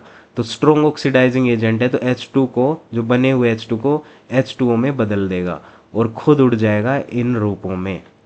एक्वारिजिया किसे कहेंगे, रॉयल वाटर HCl और HNO3 को मिलाकर बनता है, वही कंसनट्रेटेड होंगे दोनों, 3:1 के अनुपात में मिलेंगे, और ये गोल्ड और प्लेटिनम को भी घोल सकता है। ये सारे वो शब्द हैं जो मैं NCERT में से आपके लिए निकाल रहा हूँ, जहाँ से क्वेश्चन 100% बन सकते हैं, और कुछ नहीं पढ़ना भाई। जो पढ़ना था वो मैंने साइड में लिख दिया है, एज इट इज़ अपने नोट्स में ऐड आप कर सकते हैं। अब आ गया वही, कौन किसको डिस्प्लेस करेगा, कैसे करेगा, हमने पिछले चैप्टर में देख लिया कि आपको बस रिएक्शन लिख कर ही पता चलेगा। तो डिस्प्लेसमेंट रिएक्शन कैसे होगी, रिएक्टिविटी सीरीज पर डिपेंड करता है। इसकी ये जो ट्रिक है काफ़ी फेमस है, बहुत सारे बच्चों को पहले से आती होगी। काशीनाथ का माली आलू ज़रा फीके पकाता है, कौन है आगे आओ। तो जो ऊपर है वो नीचे वालों को डिस्प्लेस कर देगा। आइए देखते हैं, क्या पोटेशियम कैल्शियम सल्फेट में से कैल्शियम को हटा सकता है, बिल्कुल हटा सकता है, क्योंकि पोटेशियम काफ़ी ऊपर आता है, सबसे ऊपर आता है। तो पोटेशियम सल्फेट प्लस कैल्शियम हो जाएगा सल्फेट। मैग्नीशियम क्या सोडियम को हटा पाएगा, देखिए मैग्नीशियम है यहाँ, सोडियम है यहाँ, नहीं हटा पाएगा, क्योंकि मैग्नीशियम सोडियम से नीचे है, नहीं हटा पाएगा। क्या लेड सिल्वर को हटा देगा, बिल्कुल, सिल्वर तो बहुत नीचे है, लेड हटा देगा। लेड PbCl2 प्लस PbCl4 आना चाहिए आई गेस, है ना, PbCl4, क्योंकि ये कार्बन फैमिली का है, प्लस Ag। कॉपर सल्फ क्या कॉपर मैग्नीशियम को हटा देगा, देखते हैं। कॉपर है नीचे, मैग्नीशियम से नीचे है, नो रिएक्शन। क्या एल्यूमिनियम आयरन को हटा देगा, एल्यूमिनियम है यहाँ और आयरन है यहाँ, एल्यूमिनियम ऊपर है तो बिल्कुल हटा देगा, Al2SO4 whole thrice plus iron. अब देखिए क्वेश्चन आप कैसे सोल्व करेंगे, जब भी आपके पास ऐसा कोई क्वेश्चन आए और आपको डायरेक्टली समझ नहीं आ रहा है तो आप क्या करें, ये काशीनाथ का माली वाला जल्दी जल्दी अपनी रफ शीट पर लिख लें और इसको सोल्व कर लें। आगे चलें गाइस, आगे चले। आगे क्या लिखा है अभी, metal and non metal react to complete their octet, ठीक है, metal and non metal combine to form ionic compound. तो मेटल और नॉन मेटल अभिक्रिया ही क्यों करते हैं, ताकि उनका ऑक्टेट पूरा हो सके, सबसे बाहर वाली कक्षा में 8 इलेक्ट्रॉन पूरे हो पाए, तभी वो अभिक्रिया करते हैं। और इनके अभिक्रिया करने का तरीका है आयोनिक, आयन बनाएंगे, और जो यौगिक बनेगा उसे भी कहेंगे आयनिक यौगिक। कंप्लीट ट्रांसफर ऑफ इलेक्ट्रॉन यहाँ होता है, इतना आपको याद रखना है, बाकी सब फालतू की बातें क्रॉस करो, आगे बढ़ो, कुछ नहीं है गाइस इसमें। हाँ, अब ये फिजिकल और प्रॉपर्टीज़ जो दी हुई हैं इनको देखते हैं।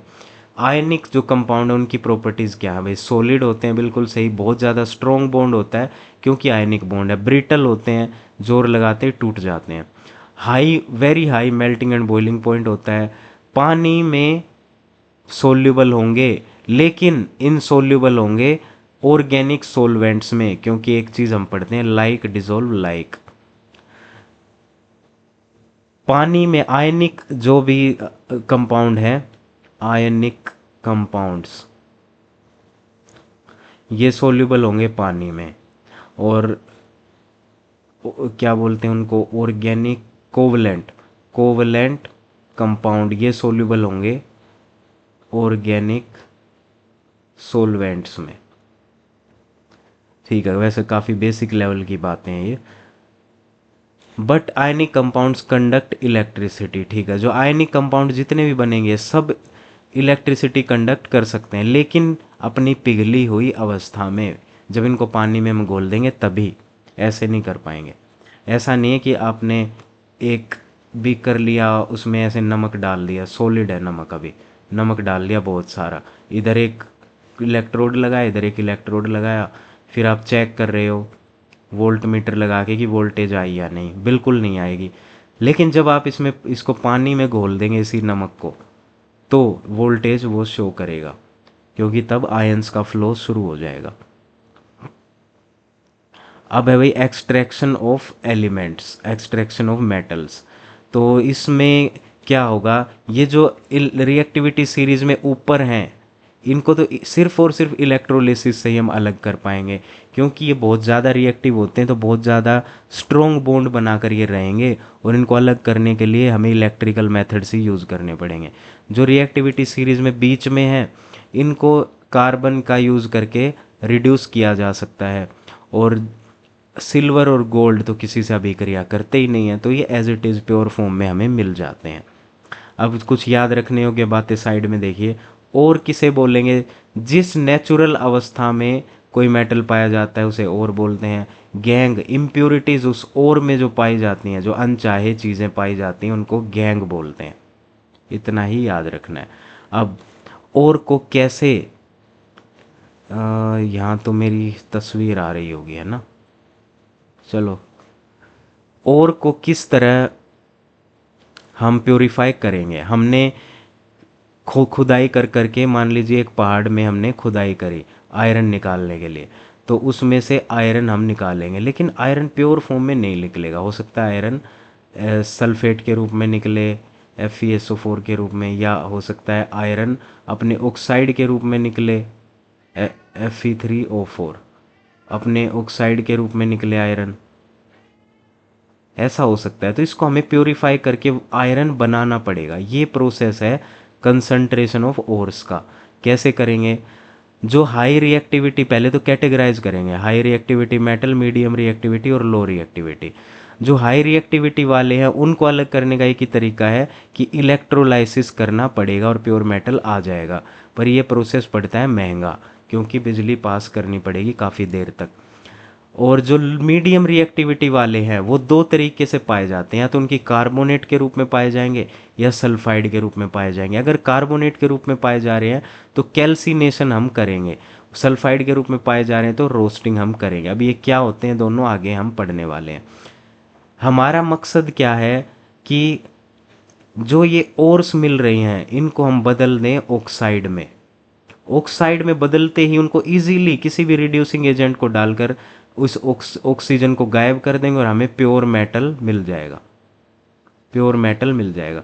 तो क्या है भाई, सबसे पहले हमें एक इम्प्योर ओर मिलती है, फिर हम पहले कैटेगराइज करेंगे कि ये ओर हाई रिएक्टिविटी वाले मेटल की है, लो वाले की है, या मीडियम वाले की है। फिर हमारा मकसद रहेगा, अगर ये हाई रिएक्टिविटी वाली है तो डायरेक्टली इलेक्ट्रोलिसिस करो और कोई तरीका नहीं है। अगर मीडियम या लो रिएक्टिविटी वाली है तो हमारा मकसद रहना चाहिए कि इसको ऑक्साइड में कन्वर्ट करो। ऑक्साइड में जब हम इसको बदल देंगे, फिर इजीली कोई भी रिड्यूसिंग एजेंट डालकर उसका ऑक्सीजन हटा देंगे और प्योर मेटल मिल जाएगा। ये तरीका है। तो देखिए, लो रिएक्टिविटी वालों को कैसे करेंगे। अब हमने पढ़ा कि दो प्रकार के ओर्स में ये पाए जाते हैं, सॉरी एक प्रकार के ओर्स में पाए जाते हैं, जिन्हें कहा जाता है सल्फाइड ओर्स। सल्फाइड ओर्स को अलग करने के लिए हम जिस विधि का प्रयोग करेंगे वो है रोस्टिंग। तो रोस्टिंग कैसे होगी, ये रहा सल्फाइड, मरकरी का सल्फाइड है, इसमें ऑक्सीजन की प्रेजेंस में इसको हीट कर देंगे बस, तो हमारे पास ऑक्साइड आ गया। अब इस ऑक्साइड को आगे जाके हम रिड्यूस कर सकते हैं, देखो रिड्यूस कर दिया। सेम चीज़ आगे कॉपर का सल्फाइड है, ऑक्सीजन की मौजूदगी में हीट कर देंगे, इसी को कहेंगे रोस्टिंग। हमारे पास ऑक्साइड आ गया अब कॉपर का, और इसी ऑक्साइड को फिर आगे रिड्यूस कर देंगे और हमारे पास आ गया कॉपर। यहाँ साइड में लिखा भी है, रोस्टिंग का मतलब है heating in plenty of oxygen, calcination का मतलब है heating in lack of oxygen. Oxygen की गैर मौजूदगी या कम ऑक्सीजन में हम हीट करें तो कैल्सिनेशन कहा जाएगा। अब आते हैं extracting metal of middle of reactivity series. जो मध्यवर्गीय मेटल हैं जो थोड़ा थोड़ा रिएक्टिव हैं, वो दो प्रकार की ओर्स में पाए जाएंगे, तो सल्फाइड या कार्बोनेट। अगर सल्फाइड है तो वही सेम प्रोसेस, रोस्टिंग करके ऑक्साइड बनाओ। कार्बोनेट है तो कैल्सिनेशन करके ऑक्साइड बनाओ, फिर रिड्यूस कर दो और प्योर मेटल मिल जाएगा। देखो, जिंक सल्फाइड ऊपर करते हैं, यहाँ तो मैं आ रहा हूँ बीच में। जिंक सल्फाइड है, ऑक्सीजन सल्फाइड है, तो क्या किया, ऑक्सीजन की मौजूदगी में हीट किया, जिसे हमने क्या बोला है, रोस्टिंग। तो इसको हमने किया रोस्ट, रोस्ट करेंगे, ऑक्साइड मिल गया। ऑक्साइड को ऑक्साइड को फिर हम रिड्यूस करेंगे कार्बन की मदद से। तो रिड्यूस करने के लिए हम एल्युमिनियम एंड कार्बन इनका यूज़ कर सकते हैं। तो देखिए क्वेश्चन कहाँ से बनता है। सबसे पहला, रोस्टिंग और कैल्सिनेशन में क्या डिफरेंस है, किस में ऑक्सीजन यूज होगी, किस में नहीं होगी। लो रिएक्टिविटी वाले जो मेटल हैं किस प्रकार की ओर में पाए जाते हैं, मीडियम रिएक्टिविटी वाले जो मेटल हैं किस प्रकार की ओर में पाए जाते हैं।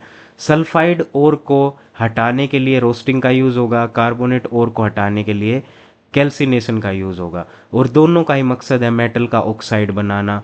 मेटल का ऑक्साइड बनाने के बाद किन दो एलिमेंट्स का यूज़ करके हम उनको रिड्यूस कर सकते हैं, एल्युमिनियम और कैल्शियम। इतना ही आपको याद रखना है। और फिर ये रेलवे ट्रैक को जोड़ने के लिए ये वाली अभिक्रिया यूज़ की जाती है, इसको याद हमें रखना है। फिर यहाँ पर मैंने हाईलाइट किया है कि ये जो डिस्प्लेसमेंट रिएक्शंस हैं हाईली एक्सोथर्मिक है, लार्ज अमाउंट ऑफ हीट निकलती है, इसलिए इसको वेल्डिंग में भी यूज़ किया जाता है, ये ट्रेन के ट्रैक्स बनाते टाइम। आगे चलिए, extracting metal onward top of, देखिए अभी आपको ऐसा लग रहा होगा बहुत ज़्यादा रिएक्शंस होगी हैं, कैसे याद होंगी। वो जो 8 मैंने आपको जनरल फॉर्मूले बताए हैं उनको एक बार लिख लिख कर प्रैक्टिस करिए, फिर सारी रिएक्शंस को आप सोल्व करिए, अपने आप सोल्व होंगी।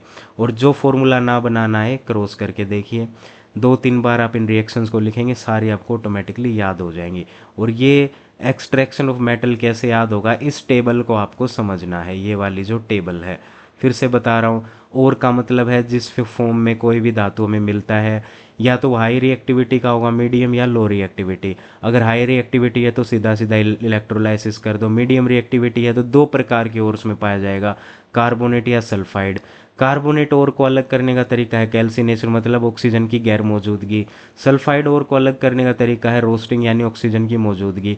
दोनों का ही मकसद है ऑक्साइड बनाना मेटल का। मेटल का ऑक्साइड बनते ही एल्युमिनियम या कैल्शियम का, एल्युमिनियम या कार्बन का यूज़ करके रिड्यूस कर देंगे, प्योर मेटल मिल जाएगा। और लो रिएक्टिविटी वाले तो सिर्फ सल्फाइड ओर में ही मिलते हैं, फिर वही रोस्टिंग और उसको रिड्यूस कर दो और प्योर मेटल हमें मिल जाएगा। आगे चलिए, हाँ, फिर रिफाइनिंग ऑफ मेटल्स। मेटल को रिफाइन करने के लिए इलेक्ट्रोलिसिस का इस्तेमाल होगा।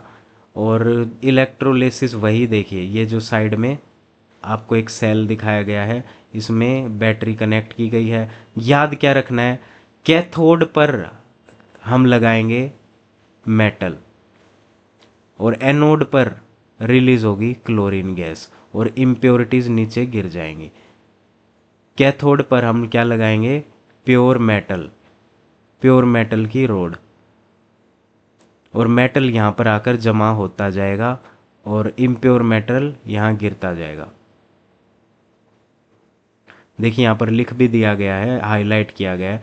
इम्प्योर मेटल को हमने बनाया anode, strip of pure metal cathode, और करंट पास करने से क्या होगा, इसी एनोड से प्योर मेटल निकल निकल कर कैथोड पर लगता जाएगा। इस तरह मेटल प्योरीफाई हो जाएगा। कोरोजन पिछले चैप्टर में पढ़ लिया, कुछ अलग नहीं है। प्रिवेंशन ऑफ कोरोजन, गैल्वेनाइजेशन और एलोइंग। गैल्वेनाइजेशन का मतलब है स्टील और आयरन को प्रोटेक्ट करना जिंक की परत चढ़ाकर, जिंक की परत चढ़ाकर। अब यहाँ साइड में जो इंपॉर्टेंट बातें लिखी इनको देख लो एक बार। एलोएज, मिक्सचर ऑफ मेटल को एलोए बोलते हैं, या मेटल और नॉन मेटल का भी मिक्सचर हो सकता है, होमोजीनियस होगा, समांगी मिश्रण। कॉमनली यूज्ड आयरन, जो हम यूज़ करते हैं, आयरन और कार्बन उसमें मिलाया जाता है, प्योर आयरन यूजेबल नहीं होता। स्टेनलेस स्टील बनता है आयरन और क्रोमियम से। प्योर गोल्ड होता है 24 कैरेट का, यूजेबल गोल्ड 22 कैरेट होता है, जिसमें गोल्ड में या तो सिल्वर मिलाया जाएगा या कॉपर मिलाया जाएगा।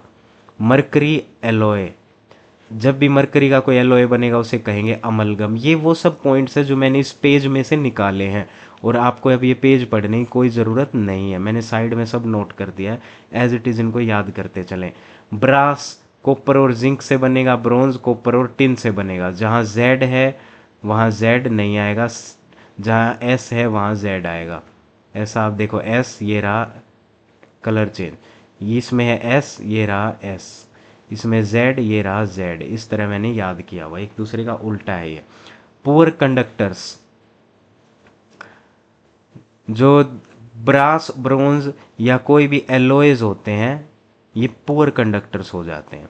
और सोल्डर, सोल्डर क्या होता है, जो डिजिटल इलेक्ट्रॉनिक्स में कोई भी इलेक्ट्रॉनिक्स चिप, सेमीकंडक्टर डिवाइसेस जो मैन्युफैक्चर करते हैं उसमें जो टाके लगाए जाते हैं वो होती है सोल्डरिंग मशीन। और उसमें जो लिक्विड यूज़ होता है या जो धातु का मिश्रण यूज़ होता है उसे बोलते हैं सोल्डरिंग एलिमेंट। और इसका मेल्टिंग पॉइंट बहुत ज़्यादा लो होता है, ये बनता है लेड और टिन से। गैस देखिए कितने सारे एलॉयज मैंने आपको यहाँ गिनवा दिए, यहीं से क्वेश्चन बन जाएंगे, तो एज इट इज़ इनको याद आप कर लें और कुछ पढ़ने की ज़रूरत नहीं है। और iron pillar near Qutub Minar बहुत फेमस है, जिस पर आज तक जंग नहीं लगा, तो बड़ी खुशी की बात है। चलो गाइज ये चैप्टर भी हुआ पूरा, अब जल्दी जल्दी बढ़ते हैं अगले चैप्टर पर, carbon and it's compounds. Carbon and it's compounds वैसे तो जनरल ऑर्गेनिक केमिस्ट्री जो हम 11th में पढ़ते हैं उसमें ज़्यादा डिटेल में दिया हुआ है, यहाँ ज़्यादा कुछ आपको मिलने वाला नहीं है। जो याद रखना वो बता रहा हूँ, फर्स्ट पेज पर कुछ भी काम का नहीं है, एज इट इज़ छोड़ दो इसको। सेकंड पेज को भी छोड़ दो, कुछ काम का नहीं है, जो काम का है वो साइड में लिख दिया कि unique properties of carbon atom, valency +4 -4 और कैटिनेशन, यानी डिफरेंट डायरेक्शन में भी बॉन्ड बन सकते हैं, डिफरेंट डायरेक्शन।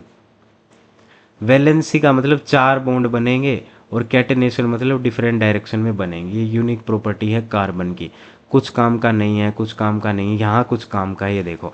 एलोट्रोप्स का मतलब है naturally occurring forms of carbon, जिन रूपों में कार्बन पाया जाता है। डायमंड हार्डेस्ट सब्सटेंस है और ये 3D मॉडल, 3D की तरह इसके जो एटम से अरेंज्ड होते हैं 3 डायमेंशन में। ग्रेफाइट सॉफ्ट होगा, स्लिपरी होगा, एक कार्बन दूसरे 3 कार्बन से जुड़ा होगा। ये चीज़ आपको याद रखनी कि एक कार्बन दूसरे 3 कार्बन से जुड़ा होगा, हेक्सागोनल शेप में, षटकोण के आकार में। लेयर्ड स्ट्रक्चर होगा, यानी परत दर परत स्ट्रक्चर होगा। और ये इलेक्ट्रिसिटी भी कंडक्ट कर सकता है, क्योंकि इसमें क्या है, देखो एक कार्बन 3 ही कार्बन से जुड़ा है, यानी एक वैलेंसी खाली है। वो कैसे जुड़ रही वो वाली वैलेंसी, जब ये परत जुड़ रही है वो वैलेंसी उस परत को बनाने में काम आ रही है। और ये परतें एक दूसरे पे स्लाइड कर सकते हैं, यानी वो जो एक इलेक्ट्रॉन बचा है वो घूम सकता है, तभी इसमें इलेक्ट्रिसिटी कंडक्ट हो पा रही है।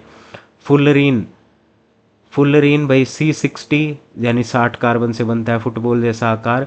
पेंटागोन और हेक्सागोन दोनों का इस्तेमाल होता है, देखो ये चीज़ याद रखने की है। ग्रेफाइट में सिर्फ हेक्सागोन आपको मिलेगा, फुलरीन में पंचभुजीय और षटभुजीय यानी षटकोण, और इसको पेंटागन को जो भी बोलते हो हिंदी में वो यूज़ होगा। जियोडेस्टिक डोम USA में एक मौजूद है, जहाँ से इसका नाम लिया गया है। फुलरीन नाम के एक आर्किटेक्ट ने इसको बनाया था और उसी आर्किटेक्ट के नाम पर इसका नाम बकमिंस्टर फुलरीन रख दिया गया।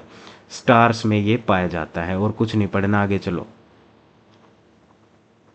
हाँ वैसा लिखा है, synthetic diamonds are small but are otherwise indistinguishable. अगर हम डायमंड्स को आर्टिफिशियल भी बनाए तो भी वो नेचुरल जैसा ही दिखेगा, ऐसा लिखा है। चलो आगे, चलो आगे, चलो आगे, और कुछ काम का नहीं है, कुछ भी काम का नहीं है। ये फंक्शनल ग्रुप आप सबको आते हैं, ये हेलोजेंस हैं, एल्कोहल, ये एल्डिहाइड, कीटोन और कार्बोक्सिलिक एसिड, ये आप सबको आता है। होमोलोगस सीरीज का क्या मतलब है, कुछ मतलब नहीं है। CH3OH, CH3, CH2OH, CH3, CH2, CH2OH, मतलब सेम ओरिजिन वाली जो सीरीज़ हैं, सेम फंक्शनल ग्रुप वाली, बस चेन बढ़ती जाए, वो है होमोलोगस सीरीज़। नोमेनक्लेचर आप बड़े अच्छे से पढ़ेंगे, मिथेनॉल, मिथित, प्रोब्यूट, पेंट, वो सब जो हम पढ़ते हैं। और कार्बोक्सिलिक एसिड के लिए क्या यूज़ होगा, प्रीफिक्स सफिक्स, ये आप सभी को आता है। आगे चलिए, फिर भी एक बार इसका ओवरव्यू ले लेते हैं भाई। हेलो, जैसे ये है क्लोरो पेंटेन, ब्रोमो, ये है ओल, ये है, ये रहा एल्डिहाइड, ये रहा कीटोन, ये रहा कार्बोक्सिलिक एसिड, ये रहा ईन, और ये रहा आइन। तो इस तरह इनके नाम दिए जाते हैं। और इस चैप्टर में गाइस कुछ भी काम का नहीं, जब इनको जलाएंगे वही ज्वलन वाली अभिक्रियाएं, एक्सोथर्मिक या ऊष्माक्षेपी अभिक्रियाएं, कार्बन डाइऑक्साइड और वाटर निकलेगा। जब भी हम किसी हाइड्रोकार्बन को जलाएंगे तो हमें कार्बन डाइऑक्साइड प्लस वाटर ही मिलेगा। आगे चलिए। हाँ, ये काम की चीज़ें हैं गाइस, ये काम की चीज़ें हैं। जो भी गैस, जित फ्यूल्स की बात हो रही है यहाँ पर, फ्यूल्स, ईंधन, जो भी फ्यूल गैस के रूप में मौजूद होगा उसका कंबस्शन कंप्लीट होगा, यानी पूरी तरह से वो जल जाएगा, तो उसमें कोई भी फ्लेम हमें नहीं दिखेगी और ना ही कोई सूट यानी कार्बन के पार्टिकल धुएं के रूप में उड़ते दिखेंगे। सॉलिड में क्या होता है, इनकम्प्लीट कंबस्शन होता है। ये मैं क्या बोल रहा हूँ, रुको रुको रुको गैस, क्षमा करिए, बहुत देर हो गई पढ़ाते हुए, मेरा खुद का दिमाग चलना बंद हो गया, पर ये क्लास तो पूरी करनी है ना।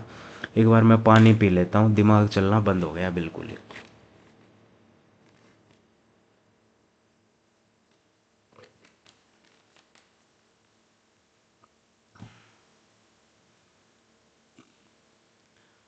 हाँ, देखिए वैसे तो मैं खुद 45 मिनट 1 घंटे से ज़्यादा का लेक्चर कभी प्रेफर नहीं करता, क्योंकि इतना फोकस ही नहीं हो पाता।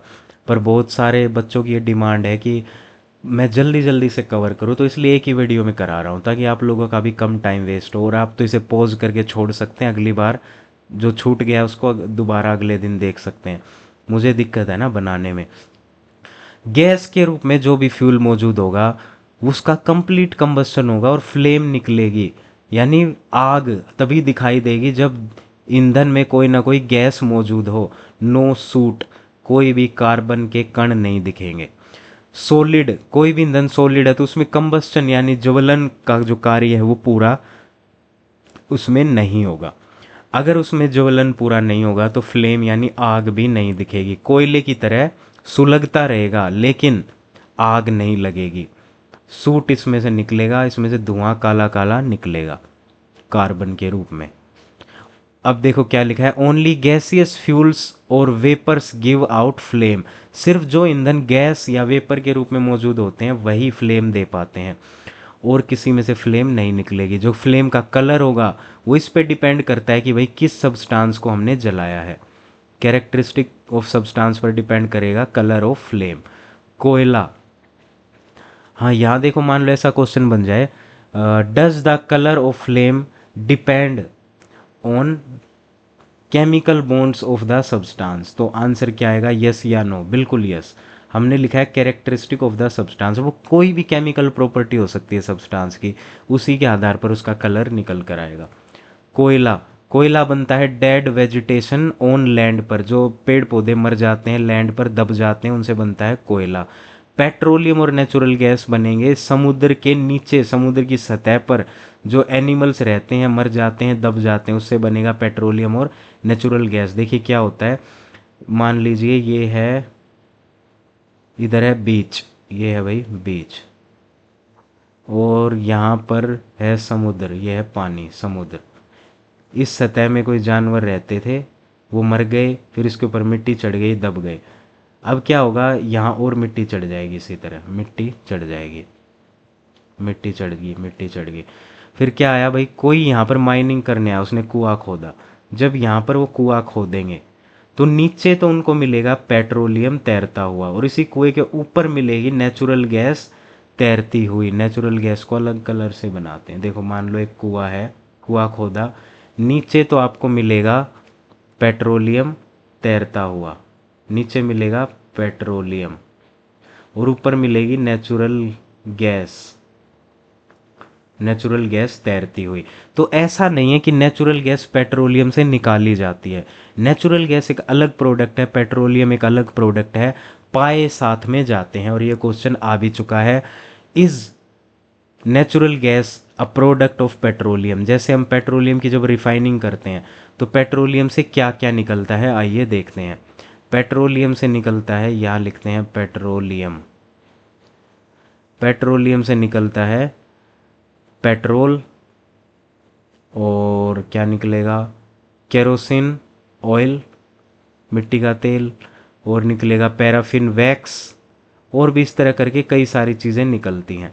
लेकिन पेट्रोलियम से नेचुरल गैस नहीं निकलेगी। इस चीज़ को याद रखना है और यही कंफ्यूजिंग क्वेश्चन बनता है।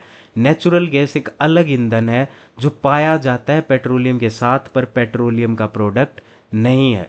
बिल्कुल इस चीज़ को आपको याद रखना है। और पेट्रोलियम और पेट्रोल में भी अंतर है। पेट्रोलियम बोलते हैं क्रूड ऑयल या कच्चे तेल को, जब उसको प्योरीफाई करते हैं तो उसमें से पेट्रोल निकलता है जो हम गाड़ियों में भरते हैं। और ये 8th क्लास के एनसीईआरटी में काफ़ी अच्छे से दिया हुआ है।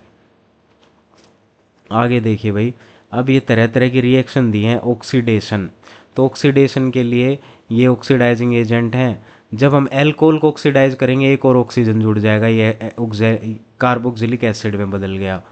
एडिशन रिएक्शन में क्या होगा, हाइड्रोजन को ऐड कर रहे हैं हम, तो 1 और 2 और 3 और 4, अभी देखो एक कार्बन के साथ 2 ही चीज़ें जुड़ी हुई हैं, बाकी यहाँ पर डबल बॉन्ड है, तो एक डबल बॉन्ड को तोड़कर यहाँ 2 हाइड्रोजन एक्स्ट्रा जोड़ दिए, हो गया एडिशन। एडिशन रिएक्शन तभी होगी जब या तो डबल बॉन्ड हो या ट्रिपल बॉन्ड हो, तभी हो पाएगी। फिर है सब्सटीट्यूशन रिएक्शन, ये बड़े डिटेल में SN1 SN2 पढ़ाया जाता है, तो जिन लोगों को ऑर्गेनिक आती है उनको आता होगा ये बड़े अच्छे से। तो क्लोरीन यहाँ था CH4, तो सब्सटीट्यूट कर दिया एक हाइड्रोजन को, वो HCl के रूप में निकल गया। सब्सटीट्यूशन रिएक्शन या विस्थापन, सब्सटीट्यूशन उसी को बोलते हैं। प्रॉपर्टीज ऑफ इथेनॉल, यहाँ हमें क्या याद रखना है, इथेनॉल बनाते हैं पहले मिथ और इथ और ओल, इथेनॉल हो गया। लिक्विड होता है, इंग्रेडिएंट इन एल्कोहलिक ड्रिंक, दारू जहाँ जहाँ पाई जाती है उसमें इथेनॉल डालते हैं। मेटल और एसिड, ये क्या लिखा हुआ है ये देखिए, सोडियम को जब हमने अल्कोहल में डाला तो साल्ट प्लस H2 गैस निकली। असल में क्या हो रहा है, सोडियम होता है मेटल और कार्बोक्सिलिक, ये जो अल्कोहल होता है, अल्कोहल के पास देखिए पीछे एक H है OH, और अल्कोहल इस H को छोड़ सकता है, तो ये एसिड का काम करता है, एसिडिक इन नेचर। मेटल और एसिड जुड़ेंगे, साल्ट और H2 गैस देंगे। पहले हमने जो 8 जनरल रिएक्शन पढ़ी ये हम वहाँ पढ़ चुके हैं, तो इसलिए मैंने कहा वो 8 जनरल रिएक्शन कहीं लिख लो, याद कर लो, सारी रिएक्शंस आप उससे समझ सकते हो और सारी रिएक्शन सोल्व हो जाएंगी। इधर टिंक्चर ऑफ आयोडीन का फॉर्मूला दिया गया है, देख लेना भाई। I2 और KI को घोल देते हैं, एक मिक्सचर है ये, mixture. Tincture of iodine is a mixture, जिसे इथेनॉल में घोलकर बनाया जाता है। फिर है डिहाइड्रेशन ऑफ एल्कोहल, एल्कोहल के अगर हाइड्रोजन को हम निकाल दें, ऑक्सीजन को निकाल दें तो डिहाइड्रेशन हो जाएगा। और एल्कोहल कैसे अफेक्ट करती है, देखो हमारे नर्वस सिस्टम को डिप्रेस कर देती है, जिससे लैक ऑफ कंट्रोल कोऑर्डिनेशन हो जाता है और मज़ा आना शुरू हो जाता है। और अगर एल्कोहल में कोई डाई डाल दी जाती है जैसे अल्कोहल ब्लू, तो उसे बोलते हैं डीनेचर्ड अल्कोहल, ये याद रखना भाई, अल्कोहल ब्लू डीनेचर्ड अल्कोहल को ही बोला जाता है। इथेनॉल का फॉर्मूला होता है ये, मिथेनॉल का फॉर्मूला होता है ये। इथेनॉल पीने में इस्तेमाल होती है जिसे हम दारू बोलते हैं। मिथेनॉल काम आती है स्पूरियस अल्कोहल बनाने में, नीचे भी लिखा है देखो, स्पूरियस अल्कोहल यानी मिलावट। अगर मिथेनॉल कोई आदमी पी ले तो उसके साथ क्या होगा, मिथेनॉल लीवर में जाएगी और जो साइटोप्लाज्म है, कोशिकाओं के अंदर जो कोशिका द्रव है उसको जमा देगी। जैसे जब हम अंडे को उबाल देते हैं, अंडा उबलने के बाद एकदम ठोस हो जाता है, फिर उसको वापस से लिक्विड नहीं बना सकते हम। इसी तरह अगर हम मिथेनॉल पी लेंगे तो हमारे शरीर की सारी कोशिकाओं में जितना भी द्रव है वो ठोस में बदल जाएगा, हमारी मौत हो जाएगी, हम अंधे हो जाएंगे। इसलिए ऐसी नकली मिलावट वाली दारू से दूर रहें, अगर पीनी है तो असली पिएं। मैं बाय द वे नहीं पीता हूँ बिल्कुल भी, मजाक की बातें हैं। मैंने आज तक कभी भी किसी भी मादक पदार्थ को टच भी नहीं किया है, और मैंने कसम खा रखी है ना ही कभी, हाँ देखो टच तो किया है पर पिया नहीं है, कभी भी उसका सेवन नहीं किया। अब ऐसा तो होता ही है कि मान लो घर में दारू की बोतल पड़ी है, कोई मांग रहा है कि कोई मेहमान है उसको पकड़ाने जाना है, तो वो पकड़ा कर तो आनी पड़ती है, पर मैंने पर्सनली खुद कभी नहीं पी है और ना मैं कभी पीने वाला हूँ। क्योंकि ये एक ऐसी चीज़ है जो हमारा दिमाग ख़राब ही करती है, कुछ ऐड नहीं करती। अरे दारू कितनी महंगी आती है, इससे अच्छा तो protein shake P low, protein ले आओ। प्रोटीन शेक भी उतने का ही आएगा जितने की दारू आएगी, पर प्रोटीन शेक आपकी बॉडी को हेल्दी बनाएगा, दारू आपकी बॉडी को ख़त्म बनाएगी। तो इसलिए प्रोटीन शेक ले आओ। आपके घर में जिसको दारू पीने की आदत है उनको बोलो प्रोटीन शेक पीना शुरू कर दें। चलो गाइस आगे चलते हैं। हम्म, तो मिथेनॉल पीने से क्या होगा भाई, मिथेनॉल लीवर में जाएगा और मिथेनल में बदल जाएगा, ये बात याद रखने की है बिल्कुल। मिथेनॉल लीवर में जाकर बदलेगा मिथेनल में, जो हमारे साइटोप्लाज्म को जमा देगा। बहुत थक गया हूँ गैस, आगे चलिए। Sugar cane juice, sugar cane juice को मोलासिस में बदला जाता है, फर्मेंटेशन करके इथेनॉल बनाई जाती है। और इथेनॉल को आजकल पेट्रोल में भी यूज़ किया जा रहा है E20 फ्यूल की तरह। ये करंट अफेयर्स का क्वेश्चन है, तो इसको भी याद रख लेना। शुगर केन से पहले उसको मोलासिस में बदलेंगे, फिर उसको फर्मेंट करेंगे, फिर उसको इथेनॉल में बदलेंगे। फर्मेंटेशन से तो ऑब्वियसली इथेनॉल ही निकलता है, हम 8वीं में बड़े अच्छे से पढ़ते हैं। और पेट्रोलियम में भी जब अल्कोहल डाल दी जाए, 20% अल्कोहल जब पेट्रोलियम में डाल दी जाए तो उसे E20 फ्यूल का नाम दे दिया जाता है। आगे चलिए आगे चलिए। एस्टेरिफिकेशन रिएक्शन, ये बहुत इंपॉर्टेंट है, ये आ भी चुकी है। क्या होता है, कार्बोक्सिलिक एसिड को जब इथेनॉल से अभिक्रिया कराते हैं तो एस्टर बनता है, एस्टर। और एस्टर काफ़ी स्वीट स्मेलिंग होते हैं, परफ्यूम और फ्लेवरिंग एजेंट की तरह यूज़ किया जाता है। और इसी एस्टर को अगर हम किसी बेस से अभिक्रिया करा दें तो हमारे पास ये बन जाएगा एक साबुन जैसा पदार्थ। तो ये है साबुन, sodium salt of carboxylic acid साबुन बन जाएगा। ये है एस्टेरिफिकेशन रिएक्शन। और यहाँ क्या भाई, metal carbonate plus acid salt H2O। ठीक है, ये हम पहले भी कर चुके हैं। वही जो 8 जनरल रिएक्शंस हैं इनको हम उसी तरह समझ सकते हैं, मेटल कार्बोनेट वाले को। ठीक है, वो 8 रिएक्शंस आप देखेंगे आपको सब समझ आ जाएगा। ये देखो, ये है धातु का कार्बोनेट, ये है एसिड। धातु के कार्बोनेट ने एसिड से रिएक्ट किया, एक साल्ट बनाया, पानी बनाया, कार्बन डाइऑक्साइड निकली। सेम चीज़ नीचे है। तो उन 8 रिएक्शंस को रट लो, उनसे आपका सब कुछ हो जाएगा। फिर है भाई माई सेल्स का फॉर्मेशन, याद क्या रखना है, माई सेल्स में 2 एंड होते हैं, एक होता है हाइड्रोफिलिक और एक होता है हाइड्रोफोबिक। जब हम साबुन को किसी कपड़े पर रगड़ते हैं, अब ये मान लो डर्ट है, ये है गंदगी, तो क्या होगा, इस साबुन के पार्टिकल ऐसी ऐसी शेप इसके चारों तरफ बना लेंगे, बीच में गंदगी को फंसा कर निकाल देंगे। बीच वाला जो हिस्सा है जो अंदर की तरफ है वो है हाइड्रोफोबिक, वो पानी से डरता है तो पानी से दूर रहेगा, चारों तरफ पानी है, चारों तरफ पानी है। और जो बाहर वाला हिस्सा है वो है हाइड्रोफिलिक, वो पानी से प्यार करेगा, तो सोडियम वाला जो हिस्सा है वो बाहर रहेगा। फिर कई कई बार क्या होता है, इनसोल्यूबल सकम बन जाता है, यानी अगर पानी हार्ड वाटर है, खारा पानी है, तो उसमें कैल्शियम और मैग्नीशियम के साल्ट होंगे, उनको हटाने के लिए हम डिटर्जेंट का यूज़ करेंगे। और डिटर्जेंट कुछ नहीं होते, उसी तरह सोडियम साल्ट होते हैं, पर सल्फोनिक एसिड या अमोनियम साल्ट होते हैं, क्लोराइड और ब्रोमाइड आयन के। ये शब्द एज इट इज़ याद रख लेना कि भाई हमने जो सोप पढ़ा, सोप में क्या है, sodium salt of carboxylic acid. और डिटर्जेंट क्या है, डिटर्जेंट भी वैसे तो सोडियम का ही साल्ट है, सोडियम साल्ट, पर इसमें थोड़े और एडिटिव्स हैं, सोडियम साल्ट ऑफ सल्फोनिक, ये क्वेश्चन भी रिपीट हो चुका है एच टेट में, सल्फोनिक एसिड, एच टेट का क्वेश्चन है ये। और क्लोराइड ब्रोमाइड भी इसमें डाले जा सकते हैं, तो ये थोड़ा ज़्यादा कॉम्प्लेक्स है, तो इसको शैम्पू और कपड़े धोने में यूज़ किया जाता है। तो शैम्पू में डिटर्जेंट होता है, ना कि साबुन।